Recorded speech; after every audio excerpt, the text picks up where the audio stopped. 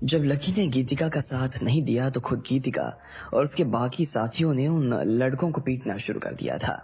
उन्होंने उन्हें बहुत मारा और वो इस बात से खुश भी थे। जब वो अपनी चोटें देख रहे थे तो सबने मिलकर लकी को गालियां देनी शुरू कर दी। लेकिन इतने में वो लोग और ज्यादा गुंडे को लेकर गीतिका और उसके साथियों को पीटने के लिए आ गए और हर एक से 1 लाख रुपए मांगने लगे। फिर उस आदमी ने जैसे ही लकी से जाने को कहा तो इतने में लकी उन्हें मुस्कुरा कर देखने लगा। वो अपनी आंखों के सामने उन बच्चों को भी देख रहा था, लेकिन वो उनकी मदद तो नहीं करना चाहता था। वो चाहता था कि गीतिका को ये बात खुद से समझ में आए कि लोगों की इज्जत करना कितना जरूरी है। पैसे दे रहे हो या नहीं, हाँ बता, उस आदमी ने कहा और उसका इशारा सुनते ही सारे साथियों ने चाकू निकाल दिया। तभी वहां धीरे से किसी की आवाज आई, 1 मिनट रुको, रुको 1 मिनट। जब वो सारे बच्चे अपने हाथों से अपना सिर पकड़कर बैठे थे तो वो इस आवाज को सुनकर पलट गए और देखने लगे। यह आवाज लकी की थी। लकी का सुंदर चेहरा अब देखने लायक था। उसे देखकर ऐसा लग रहा था जैसे उसे इनमें से किसी से भी डर नहीं लग रहा। वो आदमी इतने सारे चाकू लिए खड़ा था और शांति से आगे बढ़ता जा रहा था। क्या है? उस आदमी ने पूछ लिया। अभी तक तो लकी कुछ नहीं बोला था, तो अब उसके मुंह से रुकने की बात सुनकर वो हैरान हो गया। तुम इन्हें छोड़ दो, मैं इनके घर वालों से बात करके तुम्हें पैसा दिलवा दूंगा, लकी ने कहा। जैसे ही लकी की बात को बाकी सभी लोगों ने सुना तो वो हैरान हो गए। वो पैसा ही तो नहीं देना चाहते थे और ना ही इस मामले में अपने घर वालों से बात करना चाहते थे। नहीं नहीं, मुझे अपने घर वालों से कोई बात नहीं करनी, गीतिका ने कहा। हाँ भाई प्लीज तुम मामला और खराब मत करो, अगर तुम घर वालों से बात करने जाओगे तो और बात बिगड़ जाएगी। इतने में एक बच्चा बोला। उसकी बात सुनकर सबने हाँ में हाँ मिला दी। क्या बेवकूफ आदमी है ये, तभी एक बच्चे ने धीरे से कहा और उसकी बात सुनकर राधिका भी हैरान हो गई। उसके मुंह से लकी के लिए इस तरह की बात सुनकर राधिका को गुस्सा आ रहा था। एक तो लकी उन लोगों की मदद करना चाहता था और फिर भी उसके बारे में ऐसी बातें कर रहे थे। अरे छोड़ो ना तुम सब, क्यों उसकी बात सुन रहे हो? पैसा कैसे आना है उसके बारे में सोचो, तभी एक बच्ची ने कहा। कौन सा पैसा भाई, मैं कोई पैसा नहीं देने वाली इन नीच लोगों को। इतने में गीतिका का पारा फिर से गर्म हो गया। अगर उसे पैसे देने ही होते तो वो 6,000 रुपए देकर मामला खत्म कर सकती थी। लकी ने जैसे उसके मुंह से ये सुना तो वो उसे देखने लगा। फिर उसने राधिका से अपना फोन निकालने को कहा और किसी एक आदमी को मैसेज भिजवा दिया। उसके बाद बस वो अपने हाथ बांधकर खड़ा रहा और जो हो रहा था वो देखता रहा। इधर वो आदमी जो सभी बच्चों को धमका रहा था, जब उसने लकी को देखा तो उसे अजीब सा डर लगने लगा। उसे लग रहा था लकी कोई छोटा मोटा आदमी तो नहीं था। अगर ऐसा होता तो वो यहाँ खड़ा नहीं होता, लेकिन फिर भी उसे याद आया कि उसे तो पैसे लेने थे, इसलिए उसने सभी बच्चों को देखा और फिर से धमकी देने लगा। अगर मुझे पैसे नहीं मिले ना, मैं तुम सबकी टांगे तोड़ दूंगा और इन लड़कियों की तो मैं। भाई भाई इसमें प्लीज कुछ कम कर लो ना। एक काम करो, एक आदमी से 1,000 ले लो, बाकी सबसे हो जाएंगे ना तुम्हारे अच्छे खासे पैसे, एक चश्मे वाले लड़के ने कहा। उस आदमी को गुस्सा आया और उसने उस बच्चे के गाल पर 2-3 तमाचे जड़ दिए। अगर 10 मिनट में पैसा नहीं दिया ना तो मैं तुम सबकी उंगलियां कटवा दूंगा। और इतने में वो आदमी गीतिका के पास आया और उसका हाथ पकड़ लिया। वो उसे जबरदस्ती अपनी जगह से उठाने लगा। जैसे ही लकी ने देखा तो उसके दिल में एक हलचल सी हो गई। गीतिका उसका हाथ छुड़वाने की कोशिश करने लगी, लेकिन उस आदमी ने उसे और कसकर पकड़ लिया। फिर कभी वो उसके बालों के साथ खेल रहा था तो कभी उसके गालों पर उंगलियां फिराकर हंस रहा था। गीतिका बीच बीच में लकी को देख रही थी। लकी भी उसे देख रहा था, लेकिन शांत। इतने में फिर से राधिका ने लकी का हाथ पकड़ लिया। वो घबरा रही थी। उस आदमी के साथ में जितने भी लोग आए थे वो सभी जोर जोर से हंस रहे थे और अब उन्होंने अपने लिए भी लड़कियां देखनी शुरू कर दी। वो एक एक करके हर लड़कियों की तरफ आगे बढ़ते जा रहे थे। गीतिका उससे हाथ छुड़वाने की कोशिश कर रही थी, लेकिन छुड़वा नहीं पा रही थी। वो जोर जोर से चिल्लाने लगी, लेकिन उसकी चीख की वजह से बाकी लोग और ज्यादा जोर से हंसने लगे। दूर हट जाओ उससे। इतने में पीछे से किसी की आवाज आई। जैसे उस आदमी ने उस आवाज को सुना तो वो एक पल के लिए रुक गया। वो कोई और नहीं बल्कि लकी था। लकी की आवाज सुनते ही वहां पर फिर से सन्नाटा पसर गया। उसने फिर से सब लोगों को रोक दिया। सारी भीड़ लकी की तरफ देख रही थी। हर कोई ये कयास लगाने की कोशिश कर रहा था कि अब लकी क्या करने वाला है।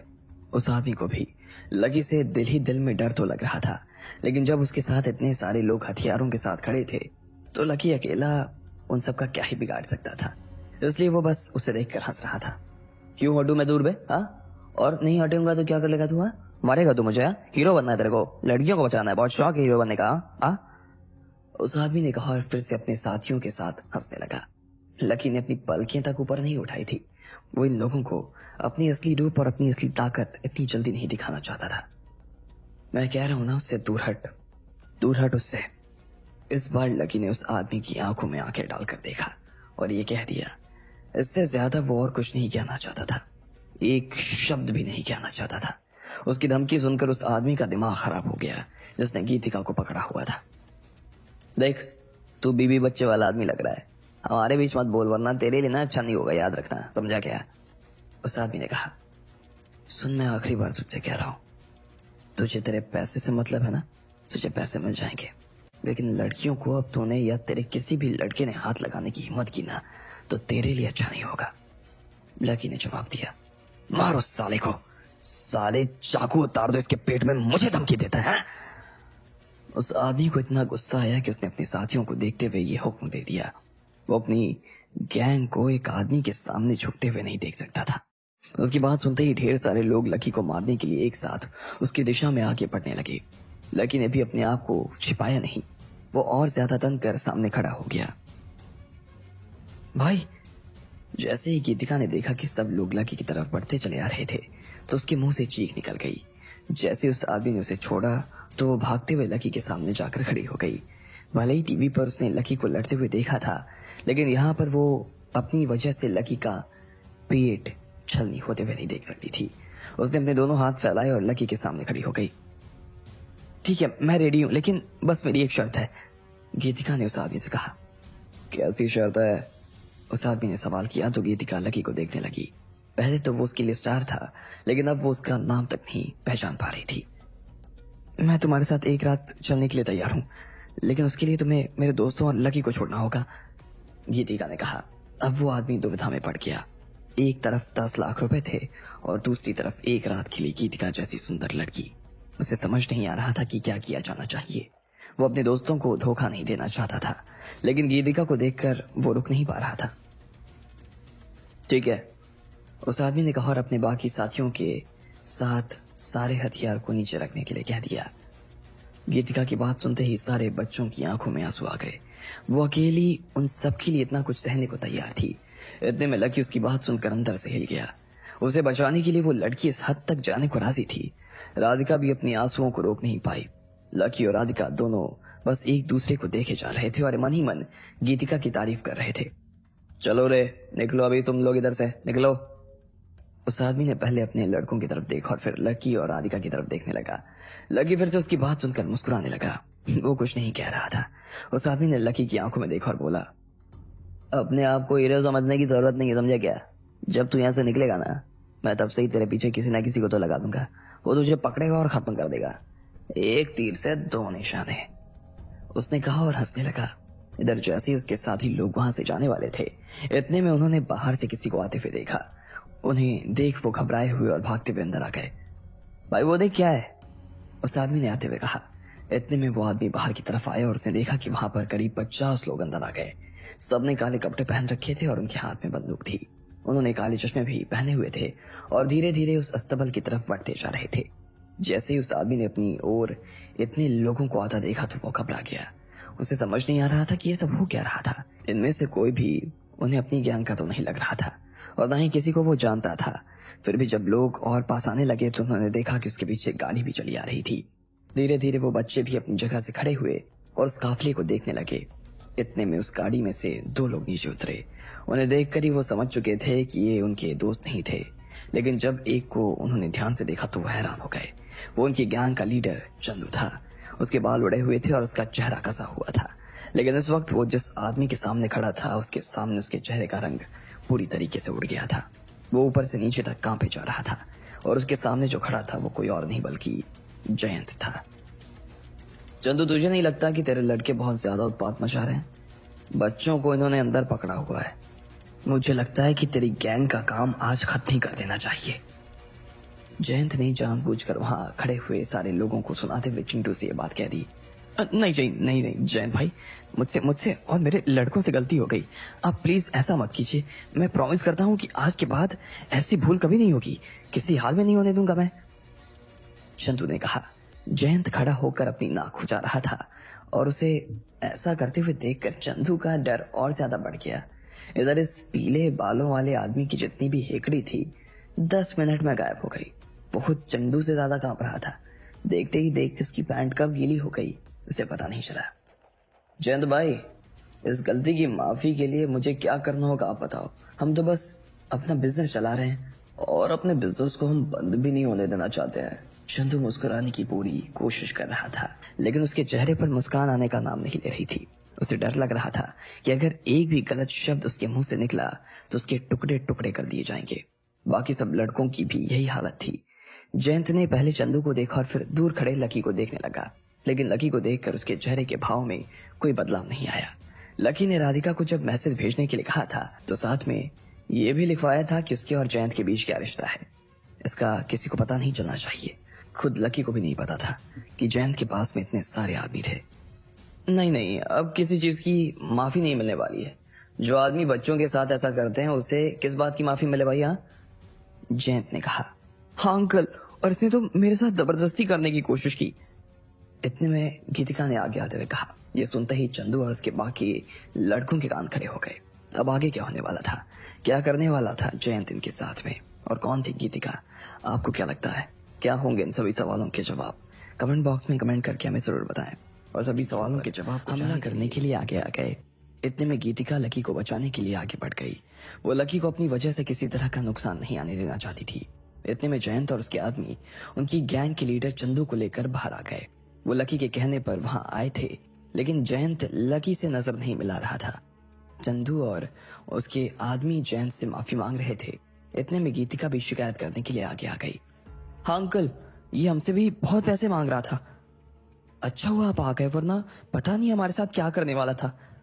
बाकी बच्चों की भी हिम्मत जाग गई थी और वो आगे आकर अपनी बात करने लगे। लकी और राधिका दोनों एक दूसरे को मुस्कुराते हुए देख रहे थे। अब बता चंदू, ऐसी शिकायतें करने के बाद अब तेरे साथ क्या किया जाए?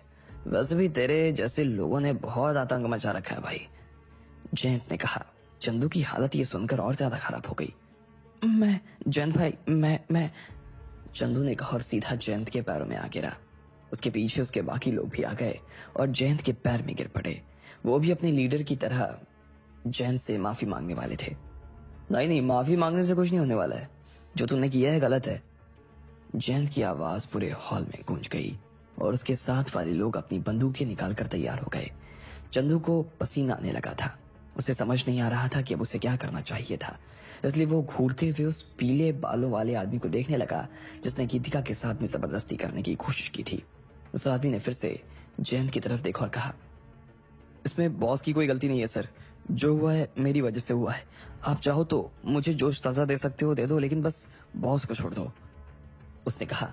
जयंत उसकी बात सुनकर कुछ सोचने लगा और फिर बोला, ठीक है, तुझे लड़कियों के साथ रहने का, उन्हें छेड़ने का बहुत शौक है ना? चल मैं आज से तेरी ये बीमारी ही दूर कर देता हूँ, जयंत ने कहा और अपने एक आदमी को अपने पास बुलाया। उसने उसके कान में सारी बात समझा दी। उस आदमी ने पहले तो पीले बालों वाले के हाथ बांधे और फिर से एक तलवार ले ली। अगले ही पल उसने उस आदमी के दोनों हाथ काट दिए। वो आदमी दर्द से चिल्लाने लगा। इधर बाकी बच्चे और आदमी जो वहां खड़े थे वो भी इस चीज को देखकर सिहर उठे, लेकिन उनमें से किसी के मुंह से कुछ निकला नहीं। बस गीतिका को इस चीज की काफी खुशी हो रही थी। जो काम वो करना चाहती थी वो जयंत ने कर दिया था। लकी और राधिका गीतिका को देख रहे थे और उसके चेहरे से ही उन्होंने अंदाजा लगा लिया कि वो कितनी खुश नजर आ रही थी। इसके बाद जयंत के लोगों ने चंदू को भी नहीं छोड़ा और उसका भी एक हाथ काट दिया। चल चंदू, आज तुझे बस इतना ही करके छोड़ रहा हूँ, लेकिन आज के बाद तूने जितने भी लोगों की जमीन हड़पी है ना, उसे छोड़ देना। और मैं तेरी गैंग को भी खत्म कर रहा हूँ। आज के बाद कोई घोड़ा गैंग नहीं चलने वाली है, ठीक है? समझा कि नहीं? जयंत ने कहा। चंदू तो ये सुनते ही उसके पैरों में जा गिरा। उसे अपनी जान से ज्यादा बढ़कर और किसी चीज की परवाह नहीं थी। वो खुद अंदर भागा और उसने सारे कागजात लाकर जयंत के पैरों में रख दिए। आप जहां कहोगे मैं साइन करने को राजी हूँ, लेकिन बस मुझे छोड़ दो, जान से मत मारो मुझे, चंदू ने कहा। जयंत ने सारे पेपर्स देखे और फिर उनमें से एक खाली पेपर पर चंदू के साइन ले लिए। तो बाकी सब लोगों की जमीन उससे छुड़वाना चाहता था। चंदू ने भी हंसते हुए उन पेपर्स पर साइन कर दिए। चला पटना से दूर चला जाए, यहाँ कभी नजर भी मत आना, समझा? वरना लकी का नाम सुना है ना? जयंत ने उससे लकी के नाम से धमकाते हुए कहा। लकी जो पीछे की तरफ खड़ा था, ये सुनते ही खांस उठा। उसे लग रहा था कि जयंत कुछ ज्यादा ही भावनाओं में बह गया था। लकी, चंदू ने कहा। वो लकी के बारे में कुछ जानता नहीं था, लेकिन वो जानना जरूर चाहता था। अरे तू लकी को नहीं जानता? निकल सारे यहाँ से, निकल, जयंत ने कहा। चंदू ने कुछ नहीं कहा और फिर सर पर वहां से भाग गया। जाते जाते उसने अपना कटा हुआ हाथ वहां से उठा लिया। थोड़ी ही देर में चंदू और उसके आदमी वहां से पूरी तरीके से गायब हो गए। मेहरा परिवार ने घोड़ा गैंग की सारी समस्या को एक ही बार में सुलझा दिया, वरना लोग उनके आतंक से इतना परेशान थे कि डर के मारे तो कुछ बोल ही नहीं पाते। इतने में वहां लकी, राधिका और जयंत और बाकी बच्चों के अलावा जो भी लोग खड़े थे, उन सभी ने जयंत के लिए तालियां बजानी शुरू कर दी। लेकिन गीतिका को अंदर ही अंदर ये पता था कि ये सब जयंत की वजह से नहीं, बल्कि लकी की वजह से हुआ था। जयंत का यहाँ आना महज इत्तेफाक नहीं था, बल्कि उसे बुलाया गया था। ये काम लकी के अलावा और कोई नहीं कर सकता था। गीतिका की नजरें लकी और राधिका को उस भीड़ में खोजने लगी, लेकिन वो दोनों ही उसे कहीं नजर नहीं आ रहे थे। क्या हुआ, किसे ढूंढ रही हो? इतने में कुछ लड़कियों ने गीतिका के पास में आते हुए कहा। वो दोनों चले गए क्या? गीतिका ने फिर से लकी और राधिका को ढूंढते हुए कहा, लेकिन उसे वो कहीं नजर नहीं आ रहे थे। जब भीड़ इस जीत का जश्न मना रही थी, तो लकी और राधिका वहां से धीरे से निकल गए। वो गीतिका के जश्न के बीच में नहीं आना चाहते थे। इधर घोड़ा गैंग के खात्मे की पूरी खबर पटना में पहुंच गई। शबाना खुद इस केस से डील कर रही थी और उसने सभी लोगों को बताया था कि जयंत की मदद से वही काम कर पाई थी। इसलिए शबाना को भी पुलिस डिपार्टमेंट में प्रमोशन देकर डिप्टी डायरेक्टर बना दिया गया। लकी उसके प्रमोशन की खबर टीवी पर देख रहा था। अब उसे लग रहा था कि आखिरकार उसकी जिंदगी में शांति आ गई, इसलिए उसने टीवी बंद कर दिया। वो अब अपनी जिंदगी में कुछ बड़ा नहीं करना चाहता था। वो लोगों से लड़ लड़ कर अब थक गया था और अब बस राधिका के साथ में एक शांति की जिंदगी बिताना चाहता था। क्या हुआ, टीवी क्यों बंद कर दिया? शबाना को और नहीं देखना क्या? राधिका ने लकी के पास आते हुए कहा। रात बहुत हो चुकी थी और वो मेहरा परिवार के घर के कमरे में ही रुके हुए थे। मैं क्यों देखने लगा शबाना को, मैं तो न्यूज देख रहा था, लकी ने कहा। अच्छा, पर न्यूज तो शबाना की थी ना? जैसे ही शबाना गई तुमने न्यूज ही हटा दी। इसका मतलब तो यही हुआ ना कि तुमने शबाना को ही देखा है। शबाना के लिए न्यूज देख रहे थे तुम? अरे कैसी बात कर रही हो, दुनिया में इतनी सुंदर सुंदर लड़कियां और मैं शबाना को देखूंगा, लकी ने राधिका के साथ में मजाक करते हुए कहा। वो खुद भी समझ गया था कि राधिका उसके साथ मजाक कर रही थी। अच्छा जी, दुनिया में बहुत सुंदर सुंदर लड़कियां हैं, तो तुम मेरे साथ क्या कर रहे हो? जाओ उनके साथ। कभी कभी यही सवाल मैं भी अपने आप से करता हूँ, लकी ने राधिका को छेड़ते हुए कहा और फिर एक लंबी सांस ले ली। राधिका उससे इस बात पे चिढ़ गई थी। उसे ऐसा लग रहा था कि लकी कुछ ज्यादा ही बोल रहा था। अगर इतनी दिक्कत है तो रात भर बैठकर देखो दुनिया भर की लड़कियां, मैं तो चली सोने, राधिका ने कहा और लकी के पास से उठकर चली गई। उसने अंदर जाते ही कमरे का दरवाजा भी लगा दिया था। अरे राधिका सुनो, राधिका, मैं मजाक कर रहा था, राधिका, राधिका सुन यार, लकी ने कहा और दरवाजा बजाने लगा। लेकिन राधिका दरवाजा नहीं खोल रही थी। वो काफी देर तक बजाता रहा और उसे मनाने की कोशिश भी करता रहा, लेकिन राधिका तो सुन ही नहीं रही थी।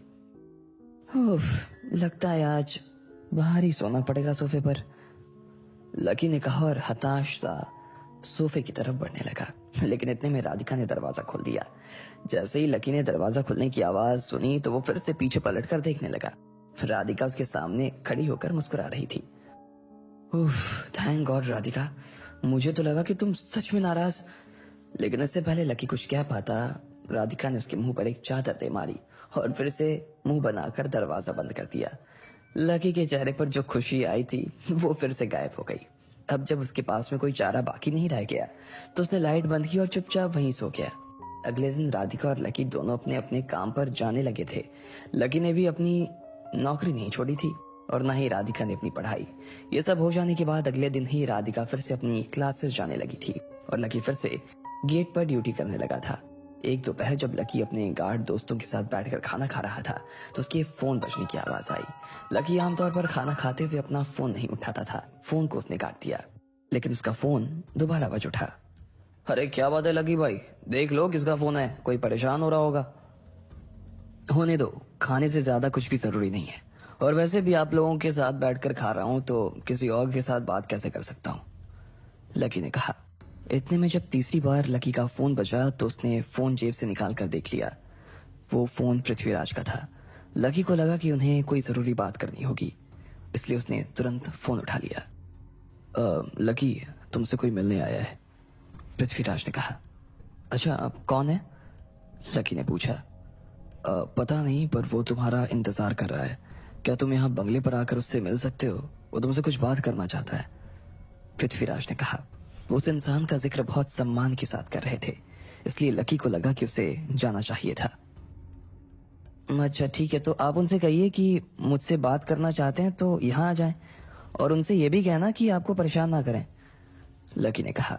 ऐसा नहीं था कि वो पृथ्वीराज की बात नहीं सुनना चाहता था या उन्हें मना कर रहा था, लेकिन आज वो बहुत दिनों के बाद अपनी ड्यूटी पर वापस आया था और अब वो फिर से बाहर नहीं जाना चाहता था। अब चाहे आसमान भी फट जाए तो भी लकी को कोई फर्क नहीं पड़ने वाला था। उसे ऐसा लग रहा था कि वो थक गया है और अब उसे बस शांति से अपनी जिंदगी गुजारनी है। लकी को शांति में ही मजा आ रहा था और अब वो अपना काम करके शाम का वक्त राधिका के साथ बिताना चाहता था। पृथ्वीराज ने लकी की बात पर हामी भरी और फोन रख दिया। लकी को भी लग रहा था कि अब कोई उससे मिलने नहीं आने वाला, लेकिन उसका अंदाजा गलत था। आधे घंटे बाद ही एक आदमी और एक औरत उससे मिलने के लिए यूनिवर्सिटी आ गए। वो भीड़ भरी कैंटीन में लकी को आगे पीछे ढूंढ रहे थे।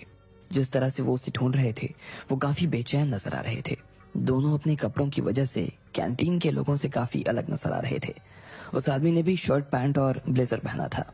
उसके साथ में जो औरत थी उसने सूट पहन रखा था। उन्हें देखकर ऐसा लग रहा था कि वो काफी अमीर लोग थे। खुद पृथ्वीराज भी उन लोगों के साथ में लकी को ढूंढने और उससे बात करने के लिए वहां आ गए थे। इतने में लकी उन्हें नजर आ गया। लकी, 1 मिनट बात हो सकती है क्या?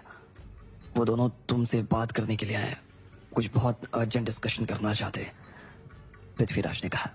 उनके चेहरे पर बड़ी सी मुस्कान थी और उसी मुस्कान के साथ में उन दोनों को भी वो लकी से मिलवा रहे थे।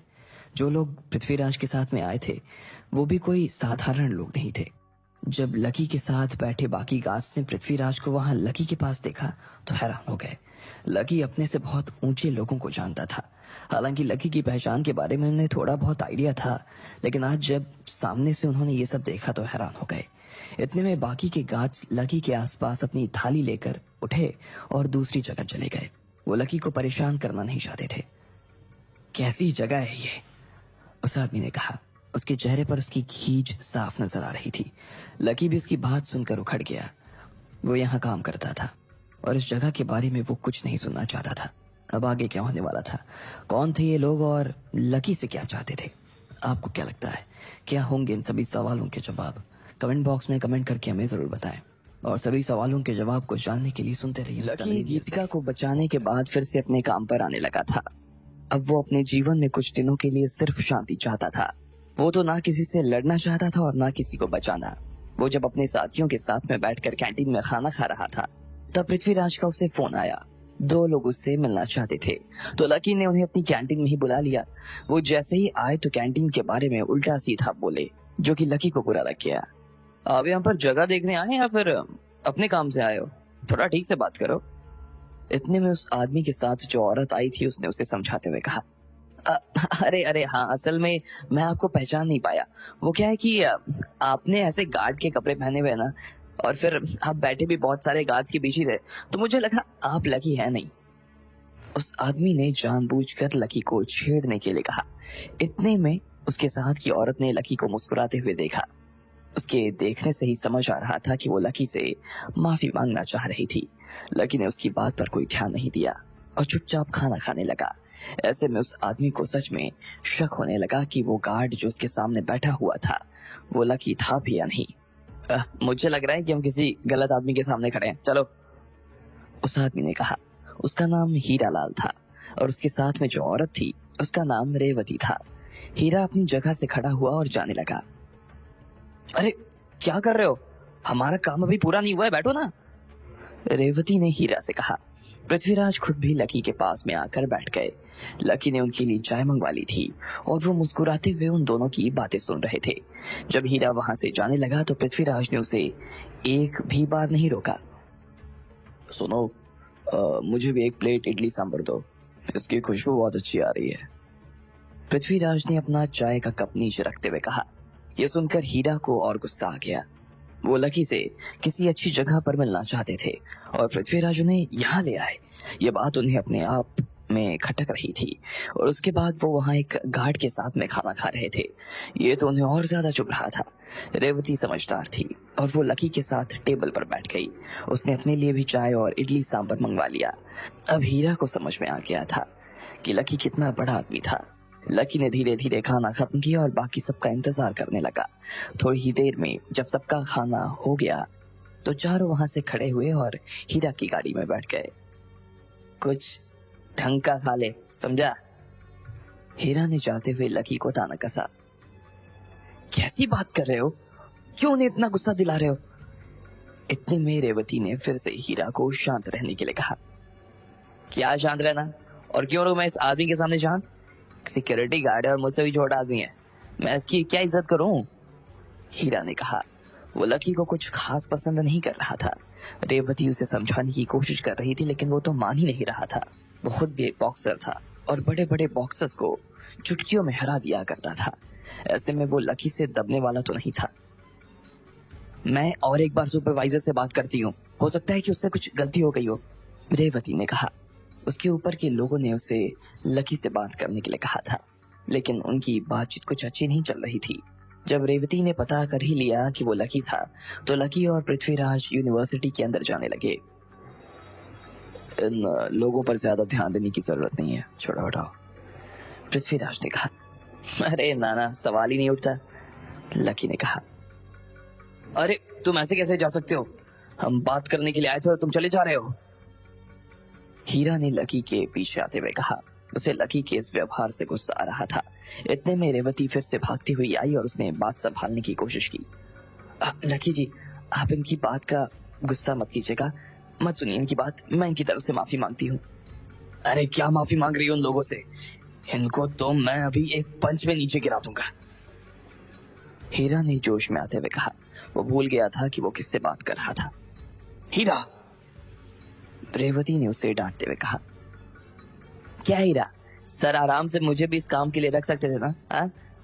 फिर भी उन्हें इस जैसे सिक्योरिटी गार्ड के पास जाने की क्या जरूरत आ गई? हीरा ने कहा। लकी अभी तक तो उसकी सारी बदतमीजी बर्दाश्त कर रहा था लेकिन यह बात उसे हजम नहीं हो रही थी। उसने जोर से चिल्लाते हुए कहा, निकल जा यहाँ से। लकी की आवाज ऐसे लग रही थी जैसे शेर कुर्राया हो। उसकी आवाज सुनकर आसपास के पेड़ों पर जो पंछी बैठे थे वो भी उड़ गए। लकी की आवाज सुनकर वहां जो स्टूडेंट्स खड़े थे वो भी घबरा कर वहां से भाग गए। खुद हीरा की हालत उसकी आवाज सुनकर देखने लायक थी। एक पंच में लकी को नीचे गिरा देने वाला हीरा अब उसी के सामने थर थर कांप रहा था। सॉरी लकी जी, हमसे बहुत बड़ी गलती हो गई, सच में सॉरी, रेवती ने फिर से बीच में आते हुए कहा। इधर हीरा अभी भी अपनी जगह पर खड़ा कांप रहा था। मुझे भी माफ कर दो लकी भाई, गलती हो गई, मुझे सच में नहीं पता था कि आप। हीरा ने तुरंत अपने गुरूर को एक कोने में रखा और कहा। वो बार बार माफी मांग रहा था। लकी भी उसकी बात सुनकर अब शांत हो गया और वहां से जाने लगा। लकी भाई, अब मुझे माफ कर दो, सच में मुझसे बहुत बड़ी गलती हो गई, मैं कुछ ज्यादा ही बोल गया था, अगली बार ध्यान रखूंगा मैं, उसने कहा और लकी के पीछे पीछे जाने लगा। लकी अपने आसपास बैठने के लिए एक कुर्सी ढूंढ रहा था। जैसे उसे कुर्सी मिली तो वो जाकर उसके ऊपर बैठ गया। लकी आसमान की तरफ देख रहा था और हीरा चुपचाप एक कोने में खड़ा था, उससे कुछ भी कहते नहीं बन रहा था। रेवती भी लकी के बगल में खड़ी थी। जो आसपास से बच्चे गुजर रहे थे वो हंसे जा रहे थे। इतने अच्छे कपड़े पहने हुए लोग लकी जैसे गार्ड के सामने सिर झुकाकर खड़े थे। लकी जी, हम आपसे कुछ बात। मुझे कोई बात नहीं करनी है, आप लोग अभी के अभी यहाँ से जा सकते हैं, लकी ने कहा। उन दोनों का चेहरा भी वो देखना नहीं चाहता था। रेवती ने इस चीज की वजह से हीरा को घूरते हुए देखा। सब उसकी वजह से हो रहा था। हीरा खुद आगे आया और बोला, लकी जी माफ कर दीजिए ना, अगर हमने आपसे बात नहीं की तो बॉस शाम को हमारे 12 बजा देंगे, हीरा ने कहा। लकी उसकी तरफ देख नहीं रहा था, वो बस रेवती के सामने ही देख रहा था। रेवती को ऐसा लग रहा था कि लकी अब बात करना चाहता था तो उसने कहा, लकी जी हम एक आदमी की जान बचाने के लिए आपसे यहाँ बात करने आए हैं। शुक्रिया, दरवाजा उस तरफ है, आप लोग जा सकते हैं। लकी ने भी बड़े प्यार से उसे वहां से जाने के लिए कह दिया। वो अभी इन लोगों से कोई बात नहीं करना चाहता था। वो बस यूनिवर्सिटी के बच्चे को आते जाते देख रहा था। पृथ्वीराज उसकी इस तरह की बात सुनकर थोड़े से बेचैन हो गए, लेकिन अब जब लकी ही उनकी बात नहीं सुनना चाहता था तो उसमें वो भी खुद नहीं कुछ कर सकते थे। वो भी लकी की तरह सामने की तरफ आते जाते बच्चे को देखने लगे। लकी सर, बस एक मौका दे दो, एक बार मेरी बात सुन लो प्लीज, रेवती ने कहा। धूप में इस तरह से खड़े खड़े उसके सिर दुखने लगे थे। अगर वो अपने बॉस का दिया हुआ काम पूरा नहीं करती तो उसे ऑफिस में जवाब देना भारी पड़ सकता था। देखिए, मुझे किसी बड़े आदमी का बॉडीगार्ड बनने का कोई शौक नहीं है। सिक्योरिटी गार्ड की नौकरी भी मैं अपने मर्जी से करता हूँ। आप ये मत सोच लेना कि ये मेरी मजबूरी है, लकी ने फिर से ना करते हुए कहा। अरे नहीं लकी सर, आप गलत समझ रहे हैं। हम किसी बड़े आदमी को बचाने की बात नहीं कर रहे हैं। हम तो एक स्टूडेंट के लिए आपके पास आए हैं। हाँ, तो स्टूडेंट्स को तो मैं अभी भी प्रोटेक्ट कर ही रहा हूँ। आपके स्टूडेंट में ऐसा क्या है, लकी ने मजाकिया लहजे में कहा। लकी सर, प्लीज बात समझने की कोशिश कीजिए ना। इससे पहले उसे बचाने के लिए हम लोग 11 लोगों को बुला चुके हैं, लेकिन उन सब की उसे बचाने के चक्कर में मौत हो गई। उस स्टूडेंट पर कभी भी हमला हो सकता है। रेवती ने उसके बारे में लकी को और ज्यादा बताते हुए कहा। इससे पहले कि लकी से बात करना और मुश्किल हो जाए, वो उसे सब कुछ बता देना चाहती थी। जब रेवती ने अपनी बात खत्म की तो पृथ्वीराज ने बीच में आते हुए कहा, ऐसा कैसे हो सकता है कि एक बच्चे को बचाने के चक्कर में इतने सारे लोगों की जान चली गई हो। ऐसा हुआ है तभी तो हम आपके पास आए हैं। वो सब बहुत अच्छे लड़ाके थे, लेकिन सामने वाले लोग कुछ कम खतरनाक नहीं है। और इस स्टूडेंट को बचाने के लिए हमने कितने लोगों की जान दे दी। बहुत जरूरी है उसे बचाना। उसके पिताजी एक डॉक्टर हैं, बहुत बड़े साइंटिस्ट हैं। उन्हें बाहर किसी बड़ी पार्टी ने किडनैप किया हुआ है और अब वो उस बच्ची को भी अपनी गिरफ्त में लेना चाहते हैं ताकि उसके पिता के मुंह से वो फॉर्मूला निकलवा सकें जिससे दुनिया में तबाही आ सकती है। हम अभी उस रिसर्च और उस बच्ची को बचाने की कोशिश में लगे हैं, लेकिन ये इंडिया के सबसे बड़े वॉरियर की मदद के बिना नहीं हो सकता। हम अब और कोई गलती नहीं कर सकते हैं लकी जी, रेवती ने कहा और लकी की तरफ देखने लगी। उसने देखा कि इस बार लकी उसकी बात को थोड़ा ध्यान से सुन रहा था। उसके पिता ने विज्ञान के क्षेत्र में हमारे देश के लिए बहुत बड़ा काम किया है। प्लीज हमें उन दोनों को बचाने में आपकी मदद की जरूरत है लकी जी। मैं जानती हूँ कि आप किसी बड़े आदमी का बॉडीगार्ड नहीं बनना चाहते हैं, लेकिन ये मसला कुछ अलग मसला है। रेवती ने बड़ी शालीनता से अपनी बात रखते हुए कहा। इसके बदले आप जो चाहें हमसे ले सकते हैं, रेवती ने आगे जोड़ते हुए कहा और अपने बैग से एक छोटी सी डिब्बी निकाल ली। उसमें एक छोटा सा कैप्सूल था। उसने उसे लकी को दिखाते हुए कहा, ये स्टूडेंट के पिता ने बनाया है। इसमें बहुत पावर है। जो इसे खाएगा उसकी एनर्जी बहुत ज्यादा बढ़ जाएगी। ये उन्होंने खास आपके लिए भिजवाया है। अच्छा, ऐसी बात है। लकी की रुचि अब इस चीज में जाग गई थी। लकी देख पा रहा था कि अपनी बेटी को बचाने के लिए उस आदमी ने अपना सबसे बड़ा खजाना लकी के सामने खोल कर रख दिया था।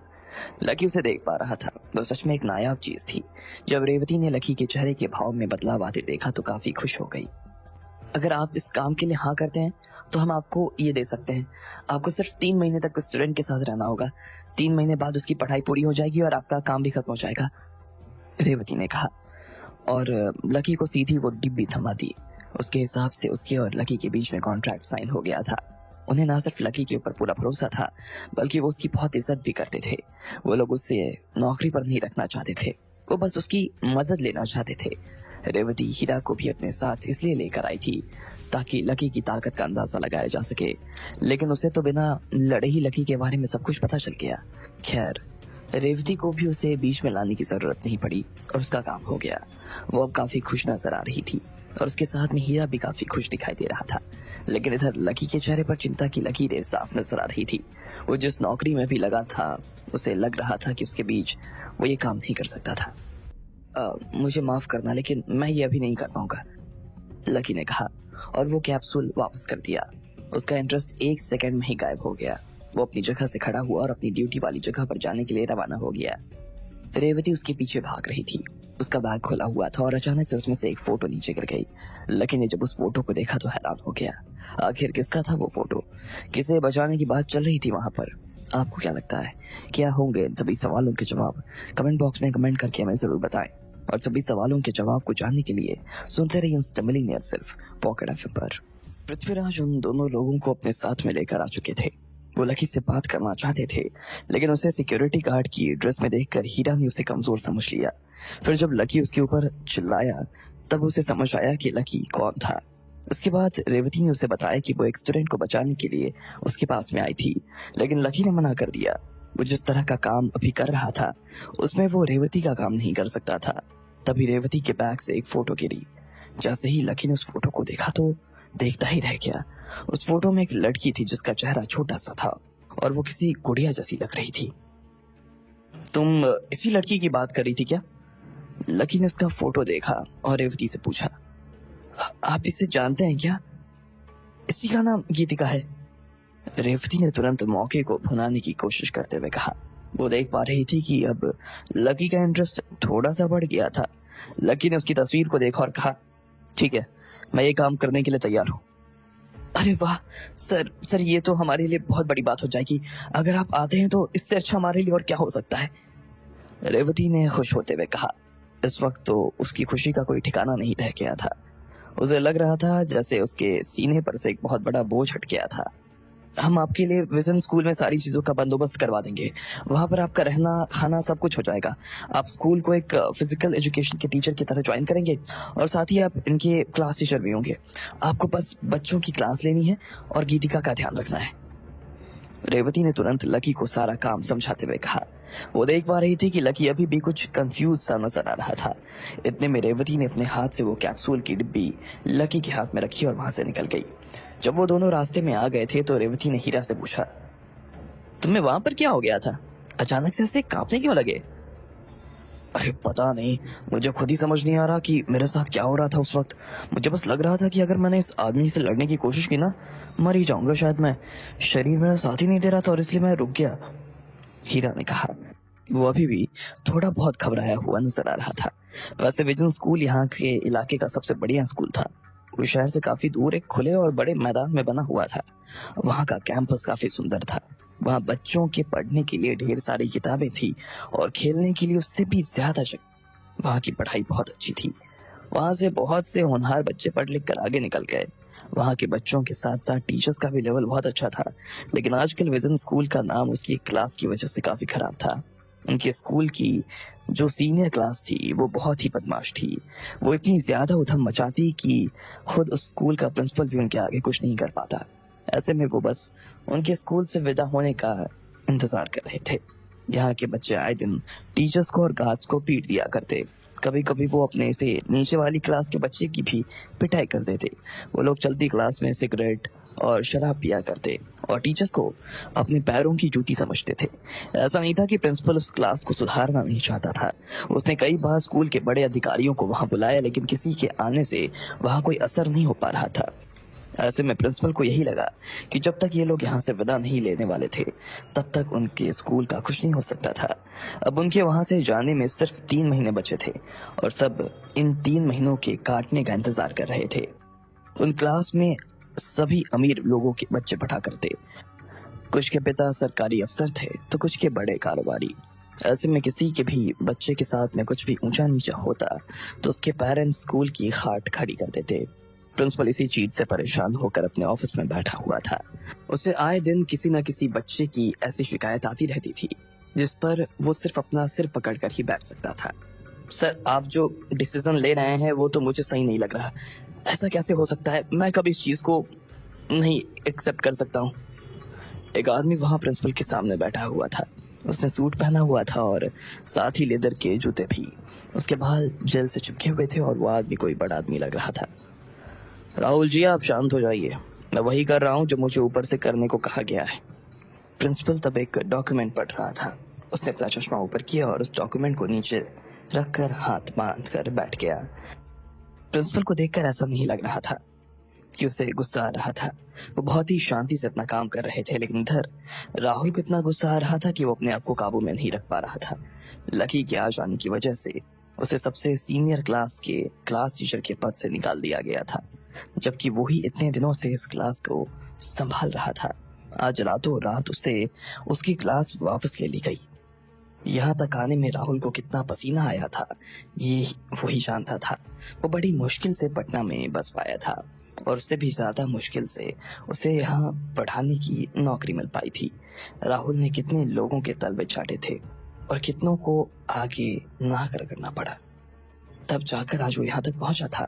उसे अपने करियर की अच्छी शुरुआत मिल गई थी और सीनियर क्लास का क्लास टीचर हो जाने के बाद तो उसे लग रहा था कि उसकी ग्रोथ और ज्यादा तेज होने वाली थी, लेकिन दुनिया बहुत छोटी थी। अब जब प्रिंसिपल ने उसे बताया कि उसकी जगह पर लकी आने वाला था तो ये सुनकर राहुल ऊपर से नीचे तक जल भुन गया। सर, ये जो आ रहा है आप इसको नहीं जानते हैं, लेकिन मैं इस आदमी को अच्छी तरीके से जानता हूँ। वो मेरे साथ ही मेरी यूनिवर्सिटी में पढ़ता था, बीच में ही यूनिवर्सिटी छोड़कर भाग गया। वहां भी इस लकी का रिकॉर्ड कुछ अच्छा नहीं था सर, और फिर इसके पास तो पढ़ाने के लिए जो क्वालिफिकेशन लगता है वो भी नहीं है। ऐसे में हम इसे सीधा सीनियर क्लास का क्लास टीचर कैसे बना सकते हैं सर? राहुल ने प्रिंसिपल की तरफ देखते हुए कहा। उसके हिसाब से लकी उसकी जिंदगी का सबसे बड़ा दुश्मन था। लकी की वजह से राहुल को प्रोफेसर कमलनाथ का पैसा चुराने के लिए जेल जाना पड़ा था। लकी की वजह से डिम्पल उससे दूर हो गई थी और लकी की वजह से उसकी पढ़ाई भी बाद में छूट गई। ऐसे में वो लकी को यहाँ कैसे आने दे सकता था? कल उसने उससे उसकी डिम्पल छीन ली थी और आज वो उससे उसकी कुर्सी छीनने की कोशिश कर रहा था। राहुल ऐसा सपने में भी नहीं होने दे सकता था। राहुल जी, आपको किसी के बारे में इस तरह की बात नहीं करनी चाहिए। वैसे भी आप खुद भी अभी तो अपनी पढ़ाई खत्म करके आए हैं ना। ऐसे में आपको भी तो हम स्कूल में पढ़ाने का मौका दे रहे हैं ना।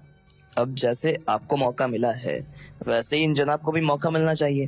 अगर नहीं समझ में आएगा तो हम बदल देंगे, प्रिंसिपल ने कहा। उन्हें राहुल का ये व्यवहार ठीक नहीं लग रहा था। वो उसे ये भी नहीं समझा सकते थे कि लकी को वो खुद नहीं ला रहे थे, बल्कि लकी को स्कूल में भेजने का ऑर्डर ऊपर से आया था। ना प्रिंसिपल इसमें कुछ कर सकता था और ना ही कोई और। लेकिन राहुल तो नाराज हो गया था। लकी के आने की वजह से उसके सारे प्लान चौपट हो गए। राहुल कब से इस क्लास का क्लास टीचर बन इसे सुधारने के सपने देख रहा था। उसे पता था कि अगर उसने ये कर दिखाया तो फिर उससे उसकी नौकरी तो कोई नहीं छीन सकता था और हो सकता था कि वो खुद ही प्रिंसिपल की कुर्सी पर बैठ जाए। उसके पास में उन्हें सुधारने का पूरा प्लान भी था, लेकिन अब उसे अपने प्लान पर काम करने का सही मौका नहीं मिलने वाला था। राहुल ने यह भी सोचा था कि एक बार अगर वो उस क्लास का क्लास टीचर बन जाएगा तो उस क्लास में जितने भी बच्चे पढ़ते हैं उनसे उनके पिताओं के बारे में जानकारी निकाल कर वो सीधा एजुकेशन बोर्ड में नौकरी लेने की कोशिश में लग जाएगा। वो काफी दूर की सोच कर इस दिशा में आगे बढ़ रहा था। अगर इस दौरान ये बच्चे सुधर जाते तो मैनेजमेंट भी उसका फैन हो जाता। वैसे भी इस क्लास की वजह से बहुत से बच्चे को निकाल दिया गया था। ऐसे में ये सट्टे से कम नहीं था। और सबसे बड़ी बात ये कि पूरी क्लास सिर्फ 3 महीने में यहाँ से रवाना हो जाने वाली थी। 3 महीने तो वैसे ही निकल सकता था, लेकिन लकी ने उसके सारे किए किराए पर गोबर कर दिया। मुझे माफ कर दो राहुल जी, लेकिन इस मामले में मैं आपकी कोई मदद नहीं कर पाऊंगा, सॉरी, प्रिंसिपल ने कहा। अब राहुल के पास भी कोई चारा नहीं था। वो चिल्लाता भी तो कितना चिल्लाता, इसलिए वो अपनी जगह से खड़ा हुआ अपनी मुट्ठियों को भींचकर वहां से बाहर आ गया। वो जब बाहर आया तो उसने अपने आप से कहा, लकी तो देख, पिछली बार मैंने तुझसे तेरी गर्लफ्रेंड ली थी ना, इस बार मैं तुझसे तेरी नौकरी ना ले लूं तो मेरा नाम भी राहुल नहीं। तुझे बहुत शौक है ना मेरे काम में टांग अड़ाने का, अब मैं तेरा काम तमाम करवा दूंगा। तब तक इधर लकी पटना से स्कूल अपना सामान लेकर आ गया था। उसके आने की खबर सब लोगों में पहले ही फैल गई थी। कुछ लोग उसके आने की वजह से खुश थे तो कुछ लोगों को राहुल की ही तरह जलन भी हो रही थी। राहुल ने पहले ही सब लोगों के कान भरने शुरू कर दिए। उसने लकी के बारे में जो बताया जा सकता था बता दिया था। ऐसे में वो टीचर्स लकी को देखते ही पहचान गए। आप लकी है ना, मेरा मतलब लक्ष्मण, एक टीचर ने पूछा। जी जी, और आप? लकी ने अपना सामान नीचे रखते हुए कहा। जी, मेरा नाम प्रभा है, मैं यहाँ टीचर हूँ, पिछले 20 सालों से यहाँ पढ़ा रही हूँ। वैसे तो मैं देश भर में बहुत से स्कूलों में पढ़ा कर आई हूँ, लेकिन यहाँ जो सुकून है ना वो कहीं नहीं मिला। वैसे भी यहाँ के बच्चे अच्छी क्लास से आते हैं तो इन्हें पढ़ाना ज्यादा मुश्किल नहीं होता, यही सब बातें हैं, प्रभा ने कहा। वो अपने बारे में इस तरह से बता रही थी जैसे उसने अपनी जिंदगी में बहुत कुछ अचीव कर लिया था। वैसे प्रभा जी, अगर आप इतने सालों से पढ़ा रही हैं तो आपने ये तो जरूर सुना होगा कि सभी बच्चे बराबर होते हैं। कोई पढ़ाई में अच्छा होता है तो कोई खेल में तो कोई कला में, लेकिन हर किसी के पास कुछ ना कुछ तो होता जरूर है जो उसे खास बनाता है, लकी ने पूछा। प्रभा एक बार के लिए तो लकी के सवाल को समझ ही नहीं पाई। उसे समझ नहीं आ रहा था कि लकी ये किस बारे में बात कर रहा था। हाँ हाँ बिल्कुल, मैं जानती हूँ तो हूँ, ये तो हमें सबसे पहले सिखाया जाता है, लेकिन आप ये सब क्यों पूछ रहे हैं? प्रभा ने लकी से अपनी नाक खुजाते हुए पूछा।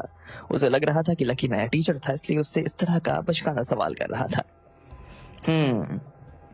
तो फिर आप ऐसे कैसे कह सकती हैं कि बाकी जगहों के बच्चों में और यहाँ के बच्चों में फर्क है? यहाँ पर अमीर घर के बच्चे आते हैं, इससे ये तो नहीं कहा जा सकता ना कि गरीब का बच्चा अच्छा नहीं होता या संस्कारी नहीं होता। और मैंने तो सुना है कि यहाँ की एक क्लास इतनी बदमाश है कि क्लास में ही शराब पीती है और अपने टीचर को मारती है। लकी ने अपनी बात पर आते हुए कहा। वो प्रभा से पहली बार मिल रहा था, लेकिन वो यहाँ किसी की भी गलत बात सुनने के लिए नहीं आया था, इसलिए उसने उसे फटकार लगा दिया। जैसे ही प्रभा के आसपास खड़े लोगों ने और खुद प्रभा ने भी उसकी बात सुनी तो वो अपनी जगह पर जम गई। उसे लग रहा था कि उसका किसी भारी आदमी से पाला पड़ा था। लकी ने आते ही सबको बता दिया था कि वो कौन था, अब आगे क्या होने वाला था, क्या होगा जब लकी राहुल से मिलेगा और क्या होगा जब वो क्लास लेने जाएगा। आपको क्या लगता है, क्या होंगे इन सभी सवालों के जवाब? कमेंट बॉक्स में कमेंट करके हमें जरूर बताएं। और सभी सवालों के जवाब को जानने के लिए सुनते रहिए इंस्टेबिलिनियर सिर्फ पॉकेट एफएम पर। लकी ने स्कूल में काम करने के लिए हाँ कर दिया था, लेकिन उसे पता नहीं था कि उसे क्लास टीचर बनाए जाने की वजह से राहुल इतना नाराज हो जाएगा। वो किसी ना किसी तरह से लकी को सबक सिखाने की धुन में लगा था। इधर लकी ने भी स्कूल ज्वाइन कर लिया और उसका पहला ही दिन प्रभा से सामना हो गया। उसने प्रभा से जो कहा उसे सुनकर खुद प्रभा और वहां खड़े बाकी लोग दंग हो गए। तुम सबके सामने मुझसे इस तरह से कैसे बात कर सकते हो? प्रभा ने पूछा। उसे अभी भी लकी की बात पर विश्वास नहीं हो रहा था। लकी ने कुछ नहीं कहा और सीधा गेट पर खड़े हुए गार्ड को बुला लिया। लकी ने उससे अपना सामान उठवाया और अंदर चला गया। जब गार्ड लकी का सामान रख रहा था तब इधर लकी स्टाफ रूम में आकर बैठ गया। प्रभा और बाकी टीचर्स भी उसके पीछे जाने लगे थे। लकी ने अपने लिए कुर्सी ले ली और आराम से पैर फैलाकर उस पर बैठ गया। उसे इस तरह से बैठा हुआ देखकर प्रभा को और ज्यादा गुस्सा आ गया।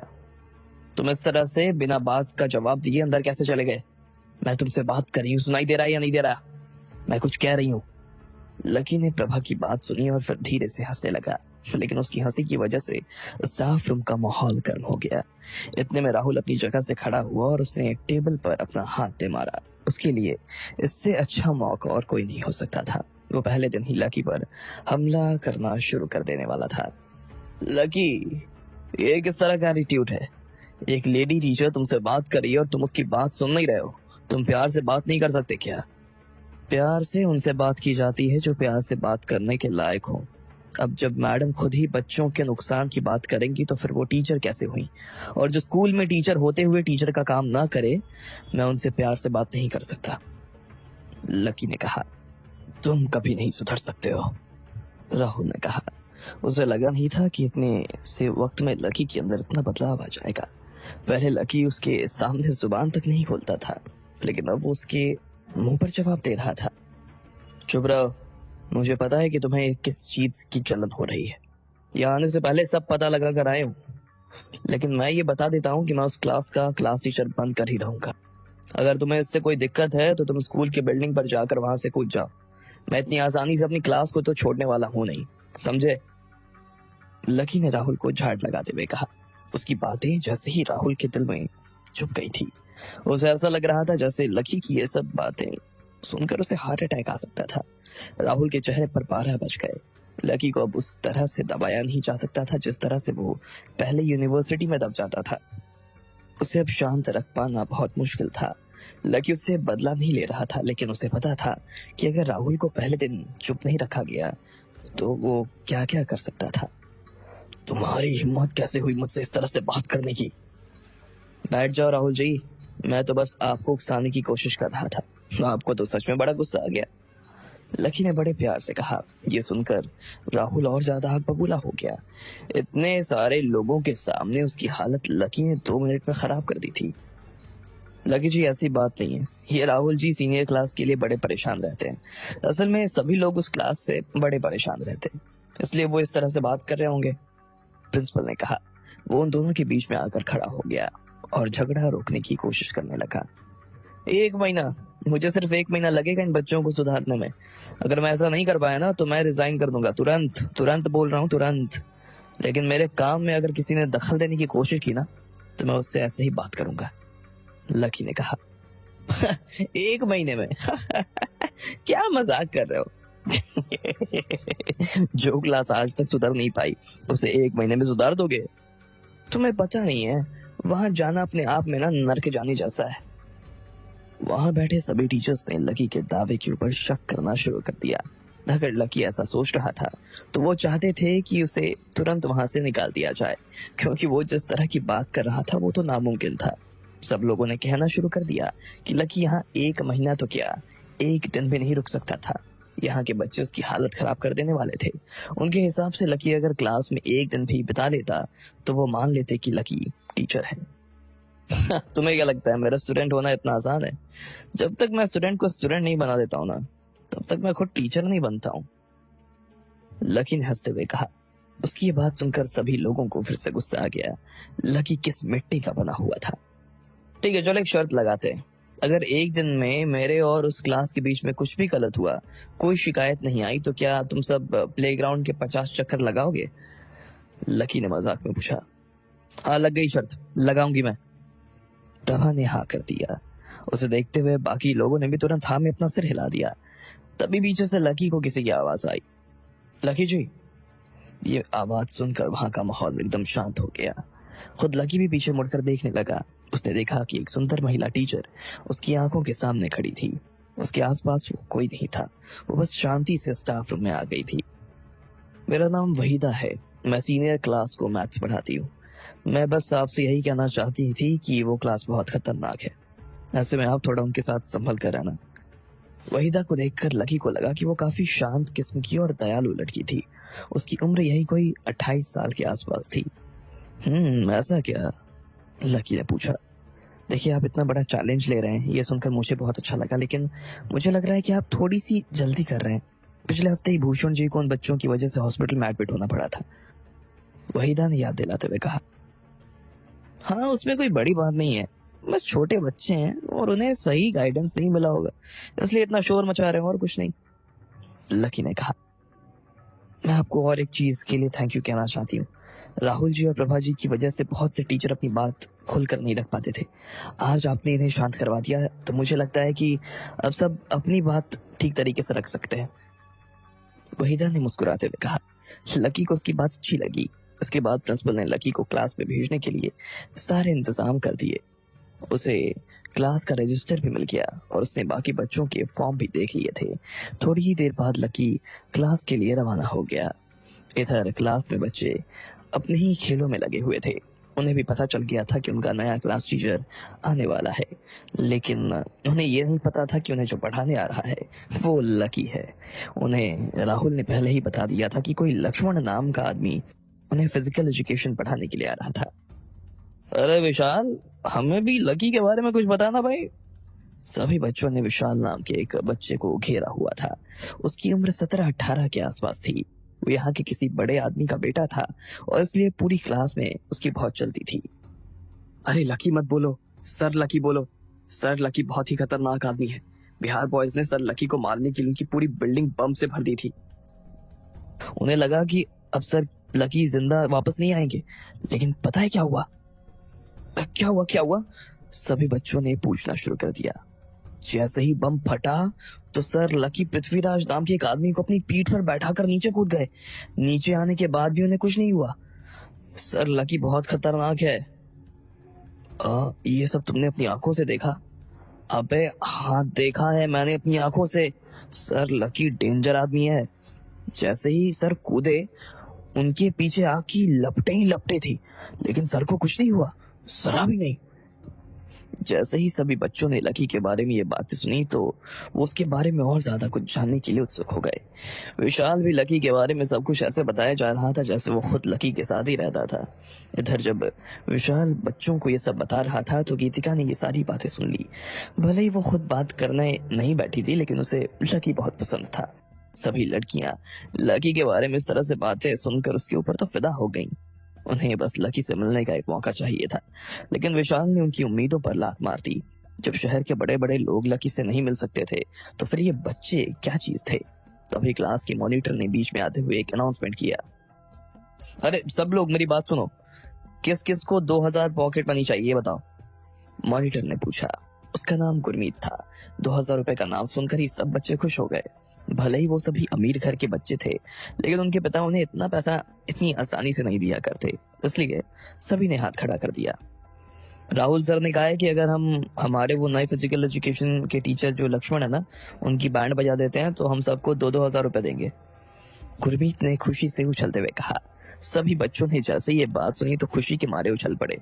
ठीक है, राहुल सर से कह देना तुम कि पहले तो हम उस लक्ष्मण का बड़ी खुशी खुशी वेलकम करेंगे और उसके बाद उसकी बैंड बजा देंगे।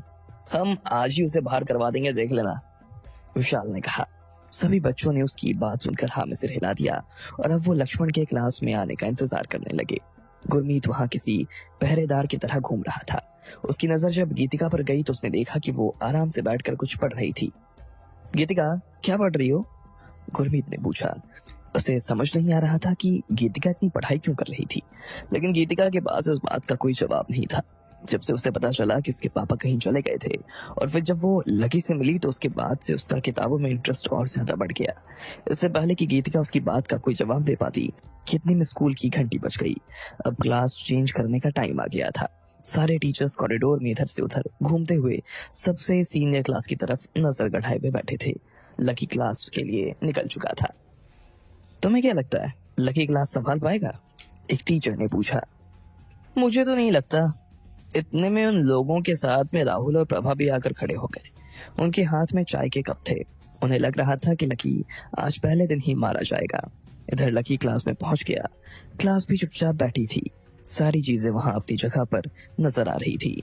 वो सभी मुंह पर उंगली रखे चुपचाप बैठे थे। उनको इस तरह से देखकर कोई कह नहीं सकता था कि ये यहाँ की सबसे बदमाश क्लास थी। सब बच्चों ने अपनी किताबें खोली हुई थी और उसे बैठकर पढ़ रहे थे। लकी भी क्लास के गेट के बाहर आकर खड़ा हो गया। दरवाजा बंद था, लेकिन अंदर से शोर ना आने की वजह से लकी समझ गया कि क्लास में शांति थी। अगर वो कोई आम टीचर होता तो उसे लगता कि सब कुछ ठीक है, कहीं कोई दिक्कत नहीं है, लेकिन वो लकी था। उसे पता था कि अगर क्लास शांत है, शांति के साथ बैठी हुई है, तो इसका मतलब है कि जरूर कुछ न कुछ तो होने वाला है। उसे लगने लगा कि हो सकता है कि दरवाजे के ऊपर पानी की बाल्टी रखी हो या फर्श पर तेल डाला हुआ हो सकता है कि उन्होंने वहां कंचे बिछा रखे हों, इसलिए लकी पहले से ही सतर्क हो गया था। अब आगे क्या होने वाला था? क्या करामात करने वाले थे बच्चे लकी के साथ में, और लकी उससे कैसे निपटने वाला था? आपको क्या लगता है, क्या होंगे इन सभी सवालों के जवाब? कमेंट बॉक्स में कमेंट करके हमें जरूर बताएं। और सभी सवालों के जवाब को जानने के लिए सुनते रहिए इंस्टेंटली सिर्फ पॉकेट एफएम पर। लकी ने आते ही सबको अपना रंग दिखा दिया था। राहुल उससे लड़ने की कोशिश कर रहा था, लेकिन लकी ने उसे आते ही चुप करवा दिया। उसके बाद उसने सभी टीचर्स से शर्त भी लगा ली थी। अब सब लकी के शर्त हारने का इंतजार कर रहे थे। इधर सारे बच्चे मजे से लकी का किस्सा सुन रहे थे, लेकिन उन्हें पता नहीं था कि वही लकी उन्हें पढ़ाने के लिए आने वाला था। राहुल की बात सुनकर वो सभी अपने नए टीचर लक्ष्मण को परेशान करने की प्लानिंग भी कर चुके थे। इधर लकी को भी उनके ऊपर शक हो रहा था। उन्होंने लकी को फंसाने के लिए दरवाजे के ऊपर पानी की बाल्टी टांगी हुई थी। जैसे ही लक्ष्मण दरवाजा खोलता तो सारा पानी और पानी के साथ में बाल्टी भी उसके सिर पर गिर जाती। वो वहां से भाग नहीं पाता और हड़बड़ाते हुए उसके पैर नीचे बिछे हुए कंचों पर पड़ जाते। वो फिसल कर नीचे गिर जाता और फिर से उसके पैर तेल में जा लगते। वो खड़ा भी नहीं हो पाता। इतनी फजीहत होने के बाद तो उस क्लास में कोई भी नहीं टिकने वाला था। इसके अलावा उन्होंने और भी बहुत सारी चीजें तैयार की हुई थी, लेकिन लकी को इन सब चीजों की भनक तो पहले से ही लग गई थी। इसलिए वो मुस्कुराकर बस क्लास के दरवाजे को देख रहा था। उसने अपना पैर उठाया और जोर से दरवाजे को लात मार दी। दरवाजा तेजी से खुला और सीधा दीवार से जा टकराया। वहां से पानी की बाल्टी नीचे तो गिरी, लेकिन उनमें से एक भी बूंद लकी के सिर पर नहीं लगी। इसके अलावा दरवाजा खुलने की वजह से जितने भी कंचे वहां बिछे थे वो सभी एक तरफ हो गए। लकी के लिए अंदर आने का रास्ता साफ हो गया था। लकी आराम से क्लास में आ गया और उसे देखते ही सब बच्चे हैरान हो गए। उधर बाकी टीचर्स भी लकी के ऊपर नजर गड़ाए बैठे थे। खुद प्रिंसिपल भी लकी की इस चतुराई को देखकर काफी खुश हो गया था। जैसे ही लकी क्लास में दाखिल हुआ तो वहां बहुत सारा शोर होने लगा। बच्चों ने लकी के बारे में अलग अलग बातें करनी शुरू कर दी। उन्हें अपने प्लान के इस तरह से फेल हो जाने की वजह से काफी निराशा हो रही थी, लेकिन वो सभी इतनी जल्दी हार मानने वालों में से नहीं थे। उन्होंने लकी को सबक सिखाने के लिए और भी दूसरे रास्ते तैयार किए हुए थे। क्या बात है सर, हम तो मान गए आपको। आपने तो हमारा सारा प्लान ही फेल कर दिया। गुरमीत ने अपनी जगह से खड़े होते हुए कहा। हमें माफ कर देना सर, हम तो बस आपके वेलकम के लिए सब कर रहे थे। हाँ सर, लेकिन हमें सच में बहुत खुशी हुई कि आपने हमारा ये टेस्ट पास कर लिया। बाकी बच्चों ने कहा। इतने में एक लड़की लकी के पास में एक केक का डब्बा लेकर आई। उसने वो लकी के हाथ में थमाया और अपने बाल सहलाते हुए वहां से निकल गई। सर, मेरा नाम गुरमीत है, मैं इस क्लास का मॉनिटर हूँ। मैंने आपके लिए ये खास केक अब्रॉड से मंगवाया है। हमारे यहाँ जो भी नए टीचर आते हैं ना, हम उन्हें ये केक जरूर खिलाते हैं, गुरमीत ने अपनी जगह से खड़े होते हुए कहा। लेकिन उस बॉक्स में केक नहीं बल्कि सिगरेट थी। लकी ने वो डब्बा अपने हाथ में थाम रखा था और वो चुपचाप उन सभी को देख रहा था। सर, हमें आप अच्छे लगे। आप आराम से क्लास में केक खा सकते हैं, चाहे तो सिगरेट भी पी सकते हैं और शराब भी। अगर बियर भी ना हो तो मुझे बताना, मैं आपके लिए वो भी ले आऊंगा, गुरमीत ने कहा और नीचे से बियर की बोतल निकालकर अपने टेबल पर रख दी। बैठिए ना सर, आज मौसम कितना अच्छा है, चलिए थोड़ी थोड़ी ले लेते हैं। एक दूसरे लड़के ने कहा और उसने लकी को एक स्टूल पर बैठने के लिए इशारा किया। लकी को उसकी बात सुनकर हंसी आ गई। उसे ऐसा लग रहा था जैसे वो किसी क्लास में नहीं बल्कि बियर बार में आया हुआ था। लकी ने गुरमीत के हाथ भिजवाया हुआ तोहफा उसकी टेबल पर रखा और उस स्टूल पर बैठने के लिए बैठने लगा। जैसे ही वो उसके ऊपर बैठने वाला था कि इतने में एक दूसरे लड़के ने स्टूल से बंधा तार खींच दिया। स्टूल अपनी जगह से हट गया। लकी नीचे गिरने ही वाला था कि इतने में उसने अपने आप को संभाल लिया। सब उसका बैलेंस देखकर हैरान हो गए। इसके बाद लकी ने गुरमीत के कंधे पर हाथ रखा और जोर लगाकर उसे उसके स्टूल पर बैठा दिया। गुरमीत ने जब लकी के हाथ का जोर अपने कंधे पर महसूस किया तो उसके चेहरे की मुस्कान गायब हो गई। बाकी पूरी क्लास की आवाज भी आनी बंद हो गई थी। इसके बाद लकी ने वो केक का डब्बा और बॉटल का ढक्कन खोला और उसके अंदर देखने लगा। उसमें से बदबू आ रही थी। उसने वो सारी चीजें डस्टबिन में डाल दी। बच्चे ने केक में कीड़े, बियर में दस्त लगने वाली दवा और सिगरेट में गन पाउडर डाल रखा था। लेकिन लकी ने जब उनकी फिर से पोल खोल दी तो सभी बच्चों के मुंह तर गए। अब उन्हें समझ आ रहा था कि लक्ष्मण बाकी टीचर्स जैसा नहीं था, लेकिन वो ये नहीं पता कर पा रहे थे कि आखिर लकी को ये सब पता कैसे चल रहा था। उधर कोने में बैठी गीतिका ने लकी को देख लिया था। वो उसे पहचान गई थी, लेकिन अभी तक उसने आगे आकर कुछ नहीं कहा। उस दिन जब गीतिका की अस्तबल में लड़ाई हुई थी तो उसकी क्लास का कोई भी बच्चा उसके साथ नहीं था। उसे अपनी क्लास के दोस्तों के साथ खेलना अच्छा नहीं लगता, इसलिए वो अपने पड़ोस के दोस्तों के साथ खेलने और घूमने जाती थी। खुद उसे भी लकी के यहाँ होने पर विश्वास नहीं हो रहा था। लकी का और पढ़ाने का एक दूसरे से क्या लेना देना हो सकता था। लेकिन देखते ही देखते बच्चों की सारी प्लानिंग्स फेल होती जा रही थी। मैं आप सबको ये बात बता देना चाहता हूँ कि आज के बाद आप लोगों का क्लास टीचर मैं होने वाला हूँ, लेकिन मैं आप लोगों को कुछ पढ़ाऊंगा नहीं। आपको जो पढ़ना है आप अपने आप पढ़ना, लकी ने कहा और क्लास से बाहर चला गया। बाकी सब लोग कंफ्यूजन में एक दूसरे का चेहरा देखते रह गए। उन लोगों को लगा कि लकी उनकी अटेंडेंस लेगा या फिर उन्हें बोर्ड पर कुछ लिखकर बताएगा या अपने और उनके बारे में उनसे बातें करेगा। लकी उनमें से जो भी काम करता उसमें उन सब में कुछ ना कुछ करामात छुपाई हुई थी। वो लकी को बुरी तरीके से परेशान करने के मूड में थे, लेकिन यहाँ तो लकी ने उनका मूड ही खराब कर दिया। पर कोई बात नहीं दोस्तों, जंग में ऐसा होता रहता है। आज वो जीता, कल हम जीतेंगे, देख लेंगे इसको भी।